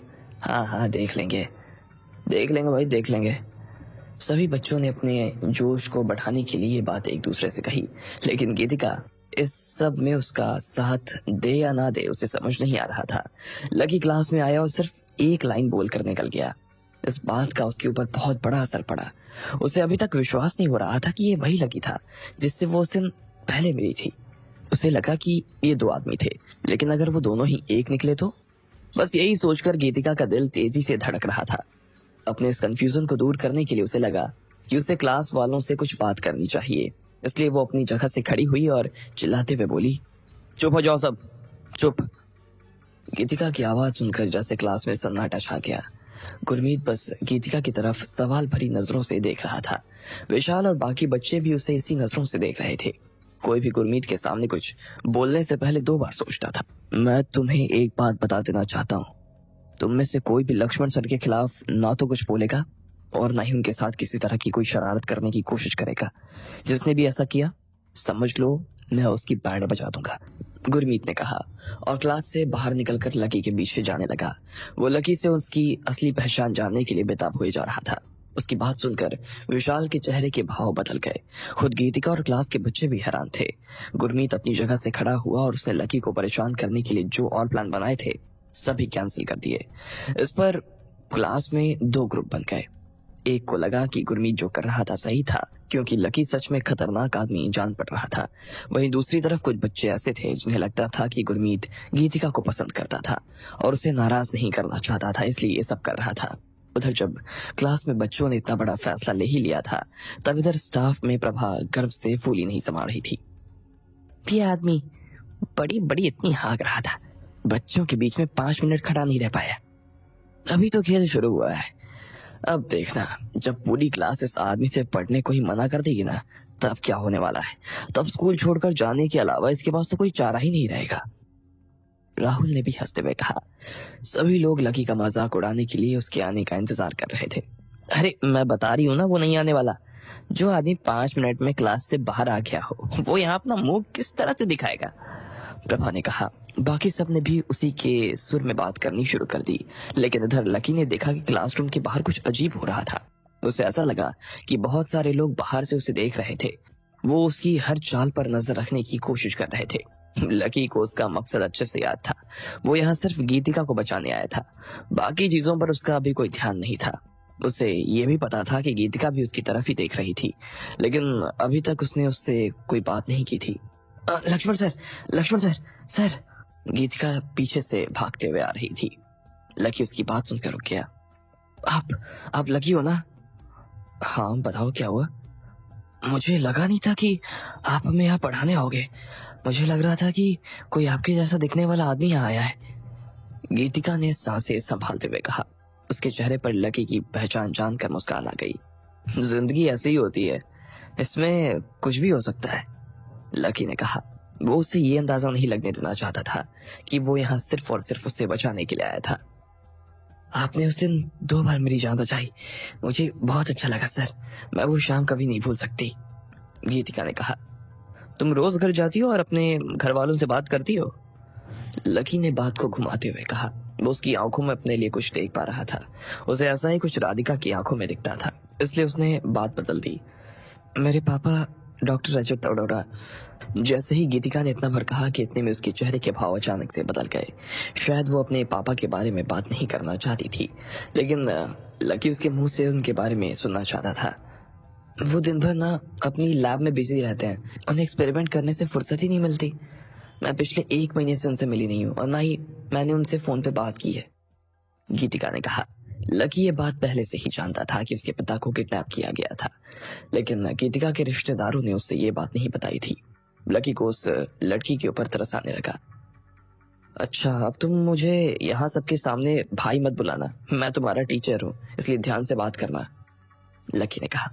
जी सर, लेकिन क्या मैं आपको अकेले में भैया बुला सकती हूँ, गीतिका ने पूछा। वो बस लकी के करीब आना चाहती थी। नहीं सर, मतलब सर, लकी ने बिना अपने चेहरे पर मुस्कान लाए ये बात कह दी। वो उससे ज्यादा स्पेस नहीं देना चाहता था, वरना वो लड़की उसके सिर पर चढ़ सकती थी।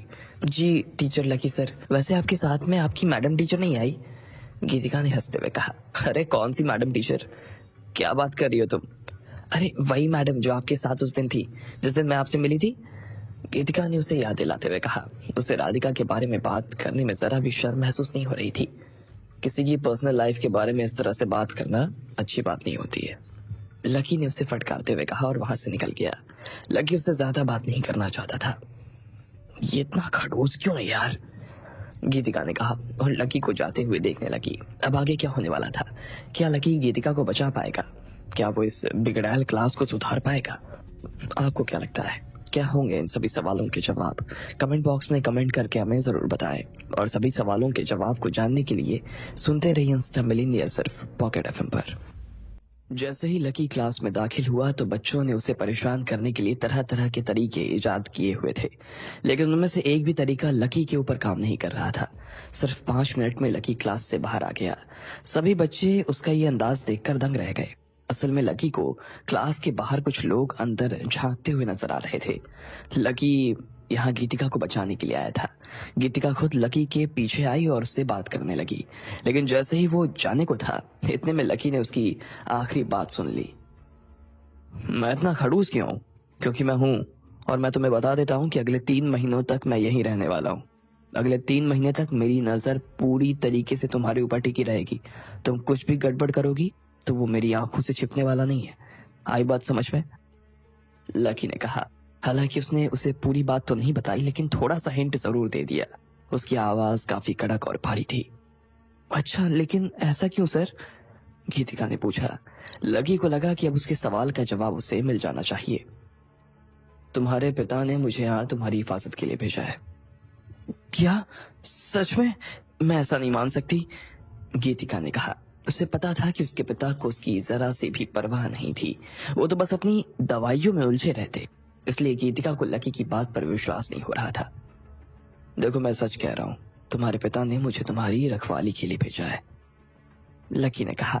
और फिर उसे लगा कि गीतिका को खुद भी सतर्क रहने की जरूरत थी, इसलिए उसने कहा, मैं तुम्हें पूरी बात बताता हूँ, घबराना नहीं। तुम्हारे पापा किडनैप हो चुके हैं और खुद तुम्हारी जान को भी खतरा है, इसलिए मुझे यहाँ भेजा गया है तुम्हें बचाने के लिए। 3 महीने तक मैं जैसा बोलूं तुम वैसे ही करती रहना। अगर तुम मेरी बात से जरा सी भी भटकी ना, तो मुझे नहीं लगता कि तुम अपने पिता को कभी देख पाओगी। लेकिन उन्हें हुआ क्या है? गीतिका का दिल जोरों से धड़कने लगा और उसकी आंखें डबडबा आई।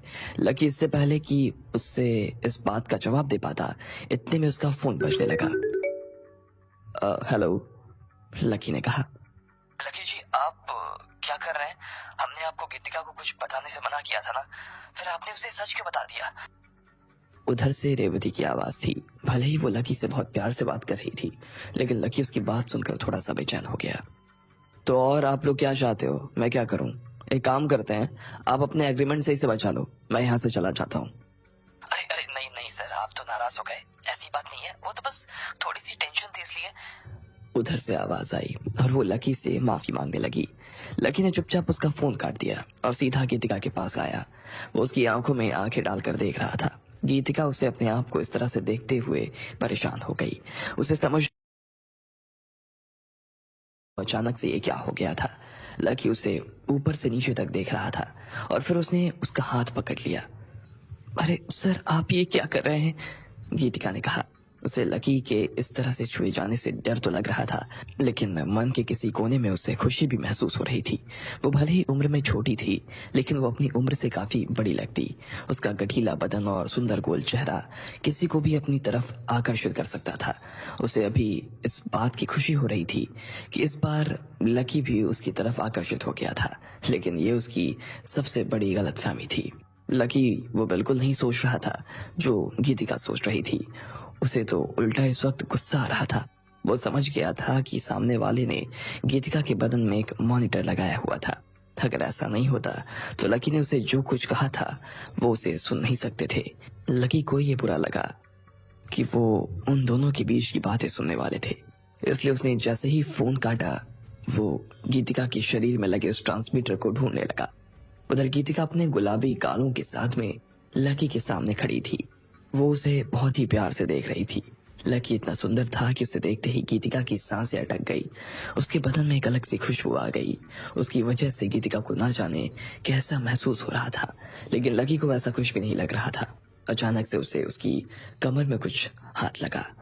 लकी ने सीधा पीछे से उसकी कमर में हाथ डाला और वहां से एक छोटा सा ट्रांसमीटर निकालकर उसे जमीन पर पटक दिया। लकी ने उसे अपने पैरों के नीचे मसल दिया और वो काम करना बंद कर चुका था। उसने देखा कि गीतिका ने अपनी कमर में एक पतले से हार जैसा कुछ पहन रखा था। उस हार में इन लोगों ने वो ट्रांसमीटर छिपा रखा था। गीतिका लकी के छूने की वजह से अपनी सांसों को काबू करने की पूरी कोशिश कर रही थी, लेकिन ऐसा कर नहीं पा रही थी। इसलिए उसने बात बदलते हुए कहा, मेरे पापा का किडनैप कैसे हो गया और उन्हें किसने किडनैप किया है? वो ये सब पूछते हुए सीधा लकी की आंखों में आंख डालकर बात नहीं कर पा रही थी। लकी ने उसके इन सवालों का कोई जवाब नहीं दिया। उसके खुद के पास भी इस सवालों का कोई ठोस जवाब नहीं था और ना ही उसे लग रहा था कि उसे गीतिका को इन सवालों का जवाब देना चाहिए। गीतिका ने नीचे झुककर उस हार को देखा। वो काफी पतला सा था और नया सा लग रहा था। गीतिका के पापा की कोई दोस्त थी।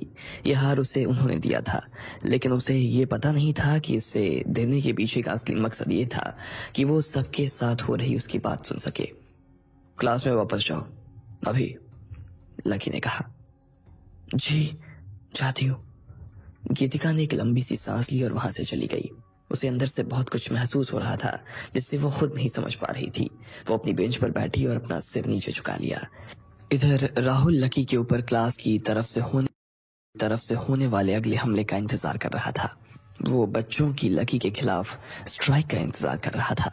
अपनी दूसरी क्लास खत्म करने के बाद में वहीदा भी सीनियर क्लास की तरफ चली जा रही थी। जब वो स्टाफ रूम के सामने से गुजर रही थी तब उसने देखा कि सभी लोग सीनियर क्लास की तरफ नजर गड़ाए बैठे थे। राहुल उनमें सबसे आगे था। वहीदा को राहुल जरा भी अच्छा नहीं लगता।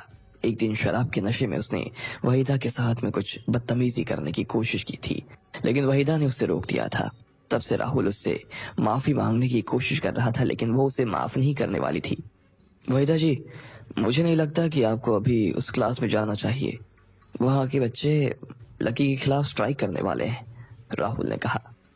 हाँ, हमने भी सुना है, इसलिए हम इस इमरजेंसी से डील करने के लिए यहाँ खड़े हैं। बाकी सभी टीचर्स ने भी वहीदा को आगाह करने के लिए कहा, लेकिन ये सुनकर वहीदा को बुरा लगा। वो समझ चुकी थी कि ये सब राहुल की ही करामात थी। वो मुस्कुराई और क्लास की तरफ जाने लगी। अरे रुक जाओ, वहां सच में स्ट्राइक होने वाली है, तुम्हें कुछ हो जाएगा, प्रभा ने उसे टोकते हुए कहा। प्रभा की बात सुनकर वहीदा रुक गई और बच्चों के स्ट्राइक करने का बाहर खड़े होकर इंतजार करने लगी। 10 मिनट हो चुके थे, लेकिन अभी तक कुछ हुआ नहीं था। राहुल अपने हाथ बांधे खड़ा था और बच्चों के आतंक मचाने का इंतजार कर रहा था। जब वहीदा को कुछ भी होता हुआ नजर नहीं आया तो वो सीधी क्लास की तरफ बढ़ने लगी। वो जैसे ही क्लास में दाखिल हुई तो उसने देखा कि कुछ बच्चे अपने फोन चला रहे थे, कुछ लड़कियों से बात कर रहे थे और कुछ लोग एक दूसरे के साथ गेम खेल रहे थे। वहीदा ने देखा कि क्लास आज भी वैसे ही नजर आ रही थी जैसी हर रोज होती थी, लेकिन उसने चुपचाप अपनी किताब खोली और पढ़ाना शुरू कर दिया।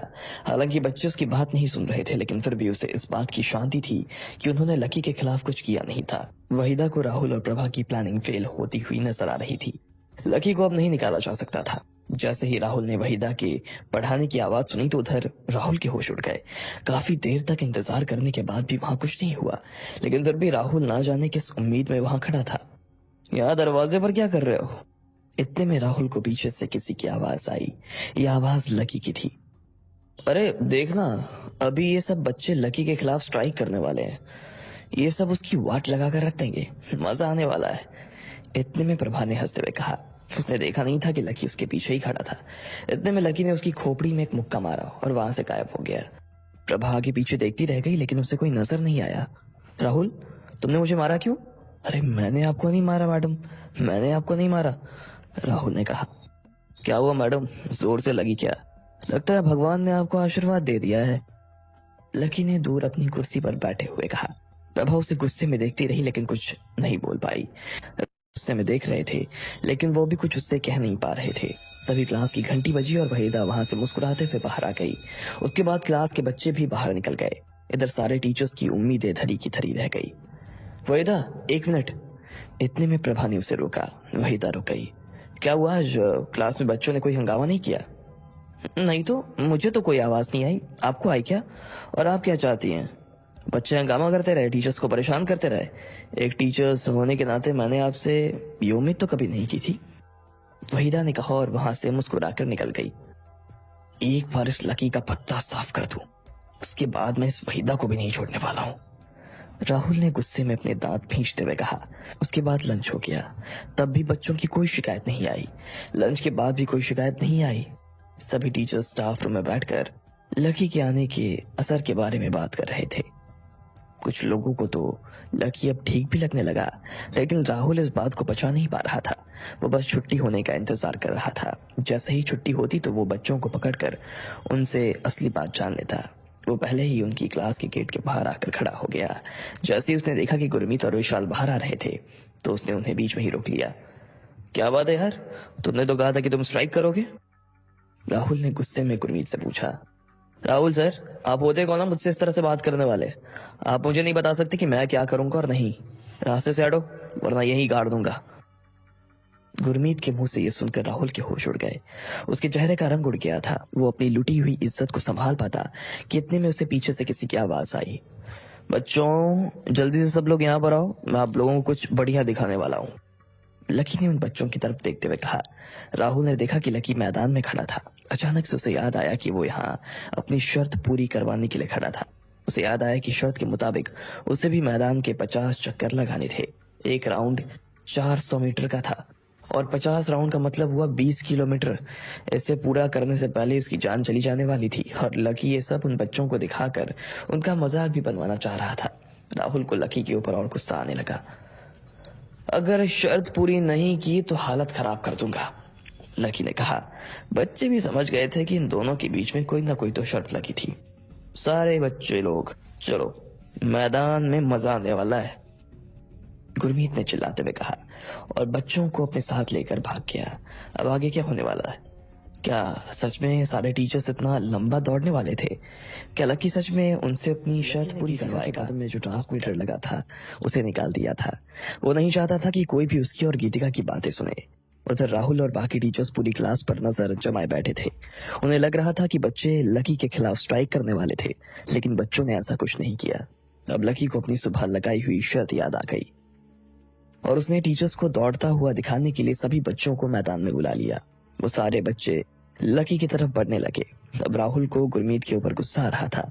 खुद गुरमीत भी जानता था कि राहुल किस तरह का आदमी था और उसे क्या चाहता था, इसलिए राहुल चुप रहा, वरना सबके सामने उसकी पोल खुल जाती।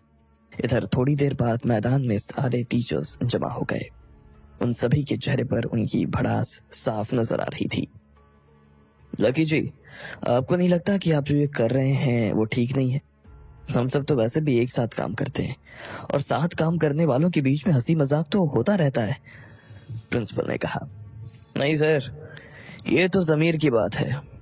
अब जिसने जो कहा है उसे वो करके तो दिखाना पड़ेगा ना। वैसे भी सबका वजन बहुत बढ़ता जा रहा है, लकी ने नाम में अपना सिर हिलाते हुए कहा। सभी टीचर्स का दिमाग उसकी ऐसी बात सुनकर और ज्यादा खराब हो गया। लकी ने उन्हें धमकाते हुए दौड़ना शुरू करने के लिए कहा। राहुल को गुस्सा तो बहुत आ रहा था, लेकिन वो चाहकर भी लकी का कुछ नहीं बिगाड़ सकता था। वैसे भी इतने बच्चों के सामने वो अपनी इज्जत मिट्टी में नहीं मिलने देना चाहता था। वो और प्रभा एक दूसरे को देख रहे थे। उन्हें लगा कि भागने में ही भलाई थी, लेकिन वहां खड़े बच्चे उन्हें भागते हुए देखकर तो उनके ऊपर हंसते, इसलिए वो रुक गए। पर जब लकी ने उन्हें आंख दिखाई तो सबसे पहले राहुल ने भागना शुरू कर दिया। उसके पीछे बाकी टीचर्स दौड़ रहे थे। बच्चे उन्हें इस तरह से देखकर हंस रहे थे। तो देख उसकी पैंट कैसे हिल रही है। दिन भर बैठे रहेंगे तो और क्या ही होगा। प्रभा मैडम की तो हालत खराब हो गई भाई। वो सभी बच्चे अपने आप को हंसने से नहीं रोक पा रहे थे। लकी भी वहां खड़ा होकर उन्हें देख रहा था और हंसे जा रहा था। यार कुछ भी कहो, लक्ष्मण सर आदमी कमाल के हैं, गुरमीत ने अपने साथ में खड़े हुए लोगों से कहा। हाँ हाँ, लेकिन इसका मतलब ये नहीं कि हम इन्हें अपना हेड टीचर बनाकर बैठ जाएं, समझे, एक दूसरे लड़के ने कहा। वहां पर ढेर सारे लोगों की भीड़ जमा हो गई और सभी अपने टीचर्स को पनिश होते हुए देखकर काफी खुश हो रहे थे, लेकिन भागने वालों की हालत तो खराब हो गई। बड़ी मुश्किल से एक राउंड भाग पाए क्योंकि सांसें फूलने लगी, लेकिन लकी के डर की वजह से भागना था तो भागना ही था। वो अपने आप को रोक नहीं सकते थे। उधर जब उनके भागने की खबर पूरे कैंपस में फैली तो और भी बहुत सारे लोग उन्हें इस तरह से भागता हुआ देखने के लिए आ गए। चक्कर दर चक्कर सभी टीचर्स के मन में लकी के लिए नफरत उबलती जा रही थी। लकी एक कुर्सी लगाकर बैठ गया और अपनी चाय के मजे ले रहा था। उसके बगल में प्रिंसिपल खड़ा हुआ। उस वक्त लकी ने गीतिका से जुड़ी बात प्रिंसिपल को बता दी। ठीक है, मैं समझ गया, लेकिन फिर भी मैं चाहता हूँ कि आप ही क्लास के साथ बने रहे और उनके हेड टीचर बने। मुझे आपका काम अच्छा लगा, प्रिंसिपल ने बड़े प्यार से कहा। साथ ही उसे गीतिका के लिए बहुत बुरा लग रहा था। सर, आपको चिंता करने की कोई जरूरत नहीं है। टीन एज के बच्चे हैं, इसलिए थोड़े भटके हुए हैं। अगर सही गाइडेंस मिलेगा तो अच्छा करेंगे। वैसे भी आपको अभी से इनके भविष्य की चिंता करने की जरूरत नहीं है। ये सभी बड़े स्मार्ट लोग हैं, कुछ अच्छा ही करेंगे, लकी ने कहा। प्रिंसिपल उसकी बात सुनकर मुस्कुरा दिया। उसे लकी की बात तो सही लगी। लकी के वहां होने से शायद चीजें बदल सकती थी। लकी भी जानता था कि अगर लोगों को मैनेज करना था तो सबसे पहले उनके दिल को जीतने की जरूरत थी, लेकिन इन सब टीचर्स को दौड़ाकर वो काम भी पूरा कर दिया। भाई, इस आदमी में तो दम है, इतने में एक बच्चे ने गुरमीत से आकर कहा। उसके शरीर की बनावट देखकर ऐसा लग रहा था जैसे वो कोई खिलाड़ी था। मुझे तो लग रहा है कि ये सब वो हमें इम्प्रेस करने के लिए कर रहा है, गुरमीत ने कहा। हाँ जो भी हो, लेकिन आदमी में तो दम है। बाकी इसकी पावर को तो हम कल क्लास में चेक कर ही लेंगे। चलते हैं, उस लड़की ने कहा और गुरमीत के साथ रवाना हो गया। ऐसे ही वो जाने लगा, इतने में एक टीचर भागते हुए गश खा कर गिर गया। उसके बाद धीरे धीरे बाकी टीचर्स भी अपना हौसला खोते जा रहे थे और नीचे गिरते जा रहे थे, लेकिन लकी किसी को बख्शने वाला नहीं था। उसने प्रिंसिपल को सबके ऊपर नजर रखने की जिम्मेदारी दे दी थी। वो किसी को भी एक भी राउंड कम भागने नहीं देने वाला था। राहुल भी भागते भागते नीचे गिर गया, उसे सांस नहीं आ रही थी। लकी ने ना सिर्फ उन्हें दौड़ाकर उनके बदन को तोड़ दिया, बल्कि उसने उन लोगों की इज्जत को भी आज मिट्टी में मिला दिया। पूरी शाम तक भागते रहने की वजह से आज बहुत से टीचर्स ने छुट्टी ले ली, लेकिन लकी स्कूल आया था और वो अपनी क्लास में फिजिकल एजुकेशन पढ़ाने भी गया था। लकी उन्हें उस दौरान कुछ खेल खिलाने ले जाना चाहता था, लेकिन ये सभी बच्चे इस टाइम को अपने मतलब के लिए इस्तेमाल करते। कुछ बच्चे इस दौरान बाथरूम में जाकर सिगरेट पीते, तो कुछ क्लास में बैठकर पत्ते खेलता। तभी उनकी क्लास में एक लंबा सा टीचर आया। अकरम, आज तुम क्या करने वाले हो भाई? विशाल ने उससे पूछा। गुरमीत जो उसके बगल में बैठा था, उसे अकरम का कल का प्लान अचानक से याद आया। अकरम, आज खेलने नहीं जाने वाले हो क्या? गुरमीत ने पूछा। नहीं यार, आज मुझे और कुछ काम है, अकरम ने कहा। वो बहुत अच्छा खिलाड़ी था, हालांकि वो बहुत बड़े खानदान से आता था, लेकिन फिर भी बचपन से उसकी रुचि खेल में ही थी। वो लॉन्ग रनिंग में, बास्केटबॉल में कई बार अपने स्कूल को नेशनल लेवल तक ले जा चुका था, लेकिन आज अकरम यहाँ क्लास में खड़ा होकर कुछ खोज रहा था। क्या बात है भाई, क्या ढूंढ रहे हो? विशाल ने पूछा। मैं आज उस नए टीचर को कुछ मजा चखाने वाला हूँ, बस तुम लोग मेरे साथ खड़े रहना और देखना क्या होता है, अकरम ने कहा। यह सुनते ही सभी बच्चों में जैसे फिर से जोश जाग गया। उन्हें यह सब देखने में बड़ा मजा आने वाला था कि आखिर अकरम लकी के साथ क्या करने वाला था। इतने में लकी भी क्लास में आ गया। जैसे ही वो क्लास में आया तो सब अपनी जगह से खड़े हो गए और उसे गुड मॉर्निंग कहने लगे, लेकिन उनकी आवाज में ऐसा लग रहा था जैसे वो काफी थके हुए थे। क्या हुआ भाई, खाना वाना नहीं खाया क्या? अगर ठीक से गुड मॉर्निंग नहीं किया तो मैं तुम सबको मैदान के 10 चक्कर लगवा दूंगा। जैसे ही सब बच्चों ने ये सुना तो उन्होंने पूरी जान लगाकर लकी को गुड मॉर्निंग कहा। वो सभी बैठ गए, लेकिन अकरम अभी भी खड़ा था। उसकी और लकी की लंबाई में ज्यादा फर्क नहीं था। अकरम लकी से थोड़ा सा लंबा ही नजर आ रहा था। क्या बात है, लकी ने उससे पूछा। फिजिकल एजुकेशन की टीचर तुम ही हो क्या? तुझे बात करने की तमीज नहीं है क्या? है, बहुत है। तुम्हें मालूम नहीं मैं कौन हूँ? मैं इस क्लास का ना स्पोर्ट्स चैंपियन हूँ और मैं तुमको चैलेंज करता हूँ। अच्छी बात है, मुझे तेरा चैलेंज मंजूर है। लकी ने जब उसका चैलेंज इतनी आसानी से एक्सेप्ट कर लिया तो सब लोगों के होश उड़ गए। उन्हें समझ नहीं आ रहा था कि लकी इतनी आसानी से चैलेंज एक्सेप्ट कैसे कर सकता था। अबे पहले सुन, दूल्हे चैलेंज क्या है? देख भाई, मुझे कोई फर्क नहीं पड़ता, जो भी हो मैं एक्सेप्ट करता हूँ। ठीक है, लेकिन अगर तुम हार गए ना तो जिस दरवाजे से अंदर आए थे उसी दरवाजे से हमेशा के लिए बाहर चले जाना। और अगर तू हार गया तो? लकी ने पूछा। मैं हार गया तो? इतना मत हंस, वरना बाद में रोना पड़ेगा। चल बता, तू हारा तो? लकी ने पूछा। अगर मैं हारा तो तुम जो चाहो मेरे साथ कर सकते हो, अकरम ने कहा। वैसे भी उसे इस चीज की कोई परवाह नहीं थी। उसे लग ही नहीं रहा था कि वो हार सकता है, लेकिन उसका जवाब सुनकर सिर्फ हाँ में अपना सिर हिला दिया। ठीक इसी वक्त राहुल और प्रभा भी वहां पर आ गए। क्या बात है सर, आप अकरम के साथ खेलने वाले हो क्या? राहुल ने पूछा। वो अंदर ही अंदर इस खबर को जानकर काफी खुश हो गया था। तू यहाँ क्या कर रहा है? मैंने बुलाया तुझे, लकी ने कहा। यह सुनते ही राहुल का पारा फिर से गर्म हो गया। लकी की नजर में राहुल सिर्फ एक मजाक बनकर रह गया था और लकी की ये बात उसे बहुत ज्यादा चुभने लगी। हाँ जा रहा हूँ, लेकिन बता देता हूँ तो इस आदमी के सामने टिक नहीं पाएगा, राहुल ने कहा और फिर अकरम के कारनामे लकी को गिनाने लगा। लकी को उन सब चीजों से कोई फर्क नहीं पड़ रहा था। राहुल को लगा कि ये सब आंकड़े सुनने के बाद लकी के पैर कांपने लगेंगे, लेकिन ऐसा हुआ नहीं। तो चले, लकी ने अकरम से पूछा। अकरम ने भी हाँ में सिर हिलाया और सारे लोग तुरंत मैदान में पहुंच गए। सिर्फ गीतिका को छोड़कर बाकी सभी लोग अकरम के लिए चीयर कर रहे थे। वहां पर ढेर सारे टीचर्स भी आकर जमा हो गए। अकरम लकी के सामने आया और बोला, 800 मीटर, क्या बोलता है? लकी ने हाँ में सिर हिला दिया। उसकी हाँ होते ही सारे टीचर्स एक दूसरे को देखने लगे। अकरम से 800 मीटर में जीत पाना मुश्किल ही नहीं, नामुमकिन था। अगले ही पल रेस शुरू होने वाली थी और अकरम गोली की तरह भागने लगा। वो बहुत तेजी से भाग रहा था। उसकी ताकत और उसकी प्रैक्टिस साफ नजर आ रही थी। कोई भी आदमी उसकी जितना तेज नहीं दौड़ सकता था, लेकिन आज उसका भी मुकाबला लकी से हो रहा था। अगर अकरम शेर था तो लकी सवा शेर। क्या हुआ, तुम भाग क्यों नहीं रहे हो? हारने से डर लग रहा है क्या? अरे क्या आदमी है। लकी ने भागना शुरू नहीं किया, वो बस अकरम को देख रहा था। फिर जब उसने पीछे से टीचर्स की ये बकवास सुनी तो उसने भी तेजी से दौड़ लगाना शुरू कर दिया। अकरम पहला राउंड पूरा करने ही वाला था कि इतने में लकी गोली की तरह उसके पास से निकलकर अपना दूसरा राउंड भी शुरू कर चुका था।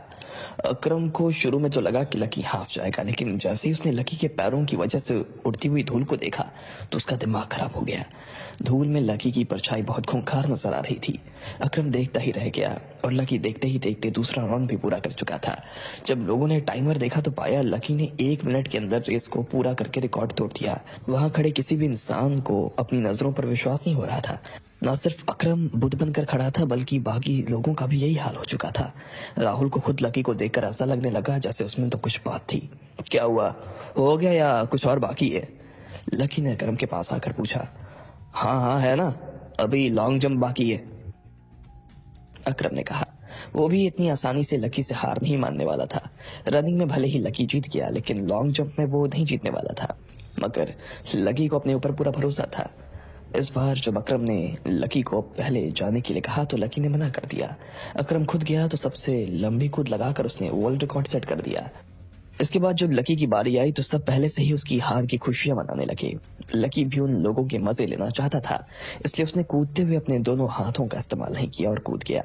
लेकिन जो टीचर्स ने वहां देखा वो देखकर दंग रह गए। लकी कूदकर बिछी हुई रेत से भी बाहर चला गया। उसने अकरम के रिकॉर्ड को काफी पीछे छोड़ दिया। ये देखकर सभी लोगों को ऐसा लगा जैसे वो किसी भगवान को अपने सामने देख रहे थे। लकी जब खड़ा हुआ और सब लोग उसके लिए तालियां बजाने लगे, तब लकी ने देखा कि स्कूल की बाउंड्री के बाहर कुछ लोग नजर आ रहे थे। वो स्कूल के अंदर ही देख रहे थे, लेकिन लकी की नजर पड़ते ही वो नीचे झुक गए। अब आगे क्या होने वाला था? कौन थे वो लोग? क्या लकी उन्हें पकड़ पाएगा? और क्या ये क्लास लकी की काबू में आ पाएगी? आपको क्या लगता है, क्या होंगे इन सभी सवालों के जवाब? कमेंट बॉक्स में कमेंट करके हमें जरूर बताएं। और सभी सवालों के जवाब को जानने के लिए सुनते रहिए इंस्टा मिलियनेयर सिर्फ पॉकेट एफएम पर। लकी को अकरम ने क्लास में चैलेंज दे दिया था। वो उसे स्पोर्ट्स में हराकर हमेशा के लिए उसे स्कूल से बाहर करवा देने के सपने देख रहा था, लेकिन लकी ने उसके सारे सपनों पर पानी फेर दिया। उसने अकरम जैसे एथलीट को बहुत बुरी तरीके से हरा दिया था, जिसे देखकर सब लोग हैरान थे। अब जब सब लोग लकी की तारीफ कर रहे थे, तब लकी की नजर स्कूल की बाउंड्री के बाहर थी, जहां से कुछ लोग अंदर झांक रहे थे। लेकिन लकी के देखते ही वो लोग गायब हो गए। लकी वहां मौजूद बाकी लोगों को किसी तरह का शक नहीं होने देना चाहता था, इसलिए वो भी फिर से उन लोगों से बात करने लगा। चलो चैलेंज पूरा हुआ। अब सारे लोग 1 सेकंड में एक लाइन में नजर आएंगे। एक लाइन, लकी ने जोर से चिल्लाते हुए कहा। गुरमीत और उसकी क्लास के बाकी बच्चे, उन्होंने अभी जो नजारा देखा उसके बाद वो तुरंत लाइन में आकर खड़े हो गए। लकी उन्हें इस तरह से देखकर मुस्कुराया और बोला, चलो अब सब 1000 जंप लगाएंगे, लकी ने कहा और बच्चों की तरफ देखने लगा। उन बच्चों को लग रहा था कि कल तो लकी उसका मनोरंजन करवा रहा था, लेकिन आज उन्हें उसी मनोरंजन की सजा दे रहा था। राहुल जब ये सजा सुनकर घबराया तो लकी ने कहा, राहुल तुम्हें भी यहाँ कूद लगानी चाहिए। इतने कमजोर हो कि कल नीचे ही गिर गए तुम, इसलिए शुरू हो जाओ। राहुल को लकी की ये बात चुभ तो गई, लेकिन वो उससे कुछ नहीं कह सकता था, इसलिए वो वहां से पैर पटक कर निकल गया। पर इधर बच्चों ने कूदना शुरू कर दिया। सभी टीचर्स हैरान थे कि ये क्लास इतनी आसानी से लकी की बात कैसे मान रही थी। जब सब बच्चों की 1000 कूद पूरी हुई तो सभी लंगड़ाते हुए क्लास की तरफ जाने लगे। अकरम की हालत सबसे ज्यादा खराब थी। वो तो लकी को हराने के लिए बाहर आया था, लेकिन अब किसी डरे हुए चूहे की तरह बिल में घुस गया था। उसे लग रहा था कि लकी कमाल का टीचर था और वो उससे बहुत कुछ सीख सकता था। दोनों बहुत अच्छे से एक दूसरे से बात करते हुए आ रहे थे और उन्हें इस तरह से देखकर बाकी लोगों के होश उड़े हुए थे। उसने क्लास में आते ही लकी के प्रति अपनी वफादारी भी दिखा दी और ये सुनते ही वहां बैठे बच्चों का दिमाग और ज्यादा खराब हो गया। अब ऐसे काम नहीं चलने वाला, हमारी सारी प्लानिंग फेल होती जा रही है।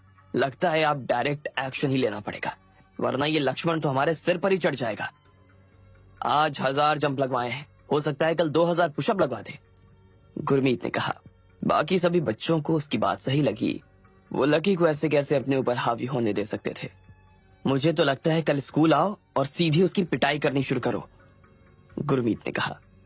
नहीं भाई, मुझे लगता है हमें दूसरा तरीका अपनाना चाहिए। मेरे पास एक प्लान है, विशाल ने कहा और सब बच्चों को अपने आसपास इकट्ठा कर लिया। उसने कहा, देखो, उसकी सैलरी यहाँ पर मुश्किल से 30,000 रुपए होगी। अब उसमें उसका घर का रेंट, पानी, बिजली, खाना, लॉन्ड्री और बाकी सारे खर्चे जोड़ने के बाद उसके हाथ में ज्यादा कुछ बचता होगा नहीं। वैसे भी तुमने कपड़े तो देखे ही है ना उसके। तो हम क्या करते हैं, उसे कैंटीन में बुलाते हैं और उसकी नई ज्वाइनिंग की पार्टी लेते हैं। क्लास में 25 लोग हैं। अगर हर बंदा 250 रुपए का भी खाएगा तो उसके 2-3 महीने बर्बाद हो जाएंगे। विशाल की बात से सब लोग तुरंत एग्री हो गए। अकरम और गीतिका को छोड़कर सारे लोग लकी को परेशान करने के लिए कैंटीन की तरफ रवाना हो गए। इधर लकी भी लंच टाइम में कैंटीन में कुछ खाने आ गया था। जैसे ही वो अपनी टेबल पर बैठने वाला था, इतने में पीछे से आवाज आई, हेलो सर। लकी ने देखा कि वहां उसी की क्लास के कुछ बच्चे खड़े थे। उसने हाँ में अपना सिर हिलाया और फिर खाने लगा। सर, क्या आप हमारी हेल्प करोगे? गुरमीत और बाकी कुछ बच्चे लकी के पास आकर खड़े हो गए। लकी अभी उनकी बात सुनने लगा। सर, हम सबके पास में पैसे खत्म हो गए। मंथ एंड चल रहा है ना, और घर वालों से पैसे ले भी नहीं सकते। तो क्या आज हम सबको खाना खिला सकते हैं आप? गुरमीत जब ये कह रहा था तो लकी बस उसका चेहरा देख रहा था। वो समझ गया कि गुरमीत झूठ बोल रहा था और बाकी बच्चे जो उसका साथ दे रहे थे वो भी झूठ बोल रहे थे। लेकिन फिर भी वो सिर्फ खाना ही तो मांग रहे थे, इसलिए लकी ने इतना ज्यादा ध्यान नहीं दिया। हाँ हाँ ठीक है, वहां से जो लेना है ले लो और बोल देना पैसे मैं दे दूंगा। सर, हमें बहुत भूख लगी है, बहुत दिनों से ना बहुत कम खा रहे हैं। क्या हम कुछ अच्छा खा सकते हैं? हम बहुत ज्यादा नहीं खाने वाले, प्रॉमिस, गुरमीत ने कहा। बाकी बच्चों ने भी उसकी हाँ में हाँ मिला दी थी। लकी को इस बात से तो कोई फर्क नहीं पड़ने वाला था कि वो लोग कितने का खाने वाले थे, इसलिए उसने भी हाँ में सिर हिला दिया। लेकिन ये देखते ही बच्चों के चेहरे पर चमक आ गई। उन्होंने लकी की तारीफ की और फिर वो सभी वहां से हंसते हुए सीधे रिसेप्शन पर चले गए। लकी ने जब उन्हें जाते देखा तो पाया कि अकरम और गीतिका तो वहां थे ही नहीं। 1 मिनट रुको, लकी ने तुरंत उन्हें आवाज देते हुए कहा। लकी की आवाज सुनकर उनकी हालत खराब हो गई। वो सब फिर से लकी की तरफ पलट गए। तुम सभी लोगों के पास पैसे नहीं है? हाँ, लकी ने पूछा। सभी ने हाँ में सिर हिला दिया। ये बात लकी को हजम नहीं हो रही थी। अरे बच्चों, तुम तुम्हारे लक्ष्मण सर को जानते नहीं। ये और मैं साथ में पढ़े हैं। जब ये कॉलेज में थे ना तो कैंटीन में बचा हुआ खाना खाते थे। ठेलों पे बर्तन धोकर इन्होंने बड़ी मुश्किल से अपनी पढ़ाई की है। ऐसे में तुम देखना कि इनके ज्यादा पैसे बर्बाद ना हो जाए। अगर तुम लोग ज्यादा खाना खाना चाहते हो तो चलो मैं खिला देता हूँ। इतने में राहुल वहां आया और लकी का मजाक उड़ाने की मंशा से उसने ये बात कही। लकी उसकी बात को बहुत ध्यान से सुन रहा था। राहुल यही नहीं रुका, उसने आगे कहा, और तुम्हें पता है, जब सर यूनिवर्सिटी में थे तो इसी वजह से सर की गर्लफ्रेंड ने इन्हें छोड़ दिया था, क्योंकि इनके पास पैसे नहीं थे। बहुत गरीब थे भाई, बहुत गरीब। तो तू अमीर था क्या? लकी ने राहुल की तरफ तीखी नजरों से देखते हुए कहा। राहुल उसका सवाल सुनकर एक बार के लिए लड़खड़ा गया। हाँ हाँ, कम से कम मेरे पास तुमसे ज्यादा पैसे तो थे, राहुल ने कहा। अच्छा, तो चल मैं आज मेरी क्लास के सभी बच्चों को अपनी तरफ से खाना खिलाता हूँ। तू बता कि तू किसे खाना खिलाने वाला, ये बता, लकी ने पूछा। मैं पूरे फर्स्ट फ्लोर को जितने भी क्लासेस है ना, उन सब के बच्चों को खाना खिलाने वाला हूँ, राहुल ने थोड़ा जोर से कहा ताकि सभी बच्चों का ध्यान उसकी तरफ चला जाए। राहुल ने अपनी बात कहते ही इधर उधर देखा। उसका अंदाजा था कि सभी क्लास के मिलाकर कुल वहां पे 200 से 250 बच्चों के आसपास खाना खा रहे थे। उसे मालूम था कि उसका ज्यादा पैसा लगने वाला था, लेकिन लकी को नीचा दिखाने के लिए वो कुछ भी कर सकता था। अब बोल, बस क्लास को ही खिलाएगा? इतने में ही हो गया? राहुल ने हंसते हुए लकी से पूछा। और क्या बता? अगर तू 3 बार इस क्लास को खाना खिलाएगा ना तो मैं 3 बार पूरे फ्लोर को खाना खिलाऊंगा। अगर तू 10 बार खिलाएगा तो मैं 10 बार खिलाऊंगा। अगर तू 100 बार खिलाएगा तो मैं भी 100 बार खिलाऊंगा, राहुल ने कहा। वो जानता था कि लकी की एक ही बार खिलाने में हालत खराब होने वाली थी। वो तो बस लकी का चेहरा देख रहा था। उसे ऐसा लग रहा था कि ये सब सुनकर सच में लकी की हालत खराब हो गई थी। वो इतने लोगों को तो खिला नहीं सकता था। वो बस लकी के जवाब का इंतजार कर रहा था। अच्छा, तो ऐसी बात है, ठीक है, बुला ले सबको। अभी यहाँ सबको बुला, खिलाते हैं, लकी ने कहा। उसके चेहरे के भाव जरा भी नहीं बदले थे। राहुल उसका जवाब सुनकर पूरी तरीके से संभल भी नहीं पाया था। कितने में गुरमीत और विशाल ने वहां पर हल्ला करना शुरू कर दिया और दोनों के लिए तालियां बजानी शुरू कर दी। वैसे भी उन्हें सिर्फ लड़ाई देखने से मतलब था। कौन हार रहा था कौन जीत रहा था इस बात से उन्हें कोई फर्क नहीं पड़ रहा था। राहुल को भी पहले तो लकी का जवाब सुनकर झटका लगा, लेकिन फिर वो अपना सिर उठाकर सब लोगों की तरफ देखने लगा। लकी को पूरी तरीके से निपटाने का इससे अच्छा मौका और कोई नहीं हो सकता था। धीरे धीरे सभी फर्स्ट फ्लोर के बच्चे खाना खाने के लिए कैंटीन के ऊपर वाले फ्लोर पर आ गए। लकी ने राहुल को फिर से उसका किया हुआ वादा याद दिलाया, लेकिन राहुल भूला नहीं था। उसका कॉन्फिडेंस अपने चरम पर था। ठीक है तो भाई, और यहाँ आओ, बैठ जाओ सब लोग। मैं आप सबके सामने अनाउंस करता हूँ कि आज से 3 महीने तक मेरी क्लास खाने के लिए जो ऑर्डर करना चाहे कर सकती है। उसका जो भी बिल होगा वो मैं भरूंगा। अरे लकी, क्या कर रहे हो? इतना भी भावनाओं में बहने की जरूरत नहीं है। पहले एक बार अपनी जेब में तो देख लो कि कितना पैसा है, फिर जब बाद में पैसे नहीं दे पाओगे तो मुंह छिपाते फिरोगे, राहुल ने कहा। लकी ने उसकी बात नहीं सुनी और सीधा रिसेप्शन पर चला गया। मेरा 3 महीने का कितना हुआ? लकी ने पूछा। 3 महीने का आपका नॉर्मल थाली का हो गया सर, वही 2,25,000 रुपए, काउंटर पर खड़े आदमी ने कहा। राहुल को इतना पैसा सुनकर लकी के ऊपर हंसी आ गई। जब लकी के ऊपर हंसी रहा था वो कि इतने में लकी ने अपनी जेब से कार्ड निकाला और सीधा काउंटर पर दे मारा। राहुल ने उसका कार्ड देखा तो और ज्यादा हंसने लगा। अच्छा, अब कार्ड देकर लोगों को बेवकूफ बना रहे हो, ये दिखाने की कोशिश कर रहे हो कि तुम्हारे पास बहुत पैसा है।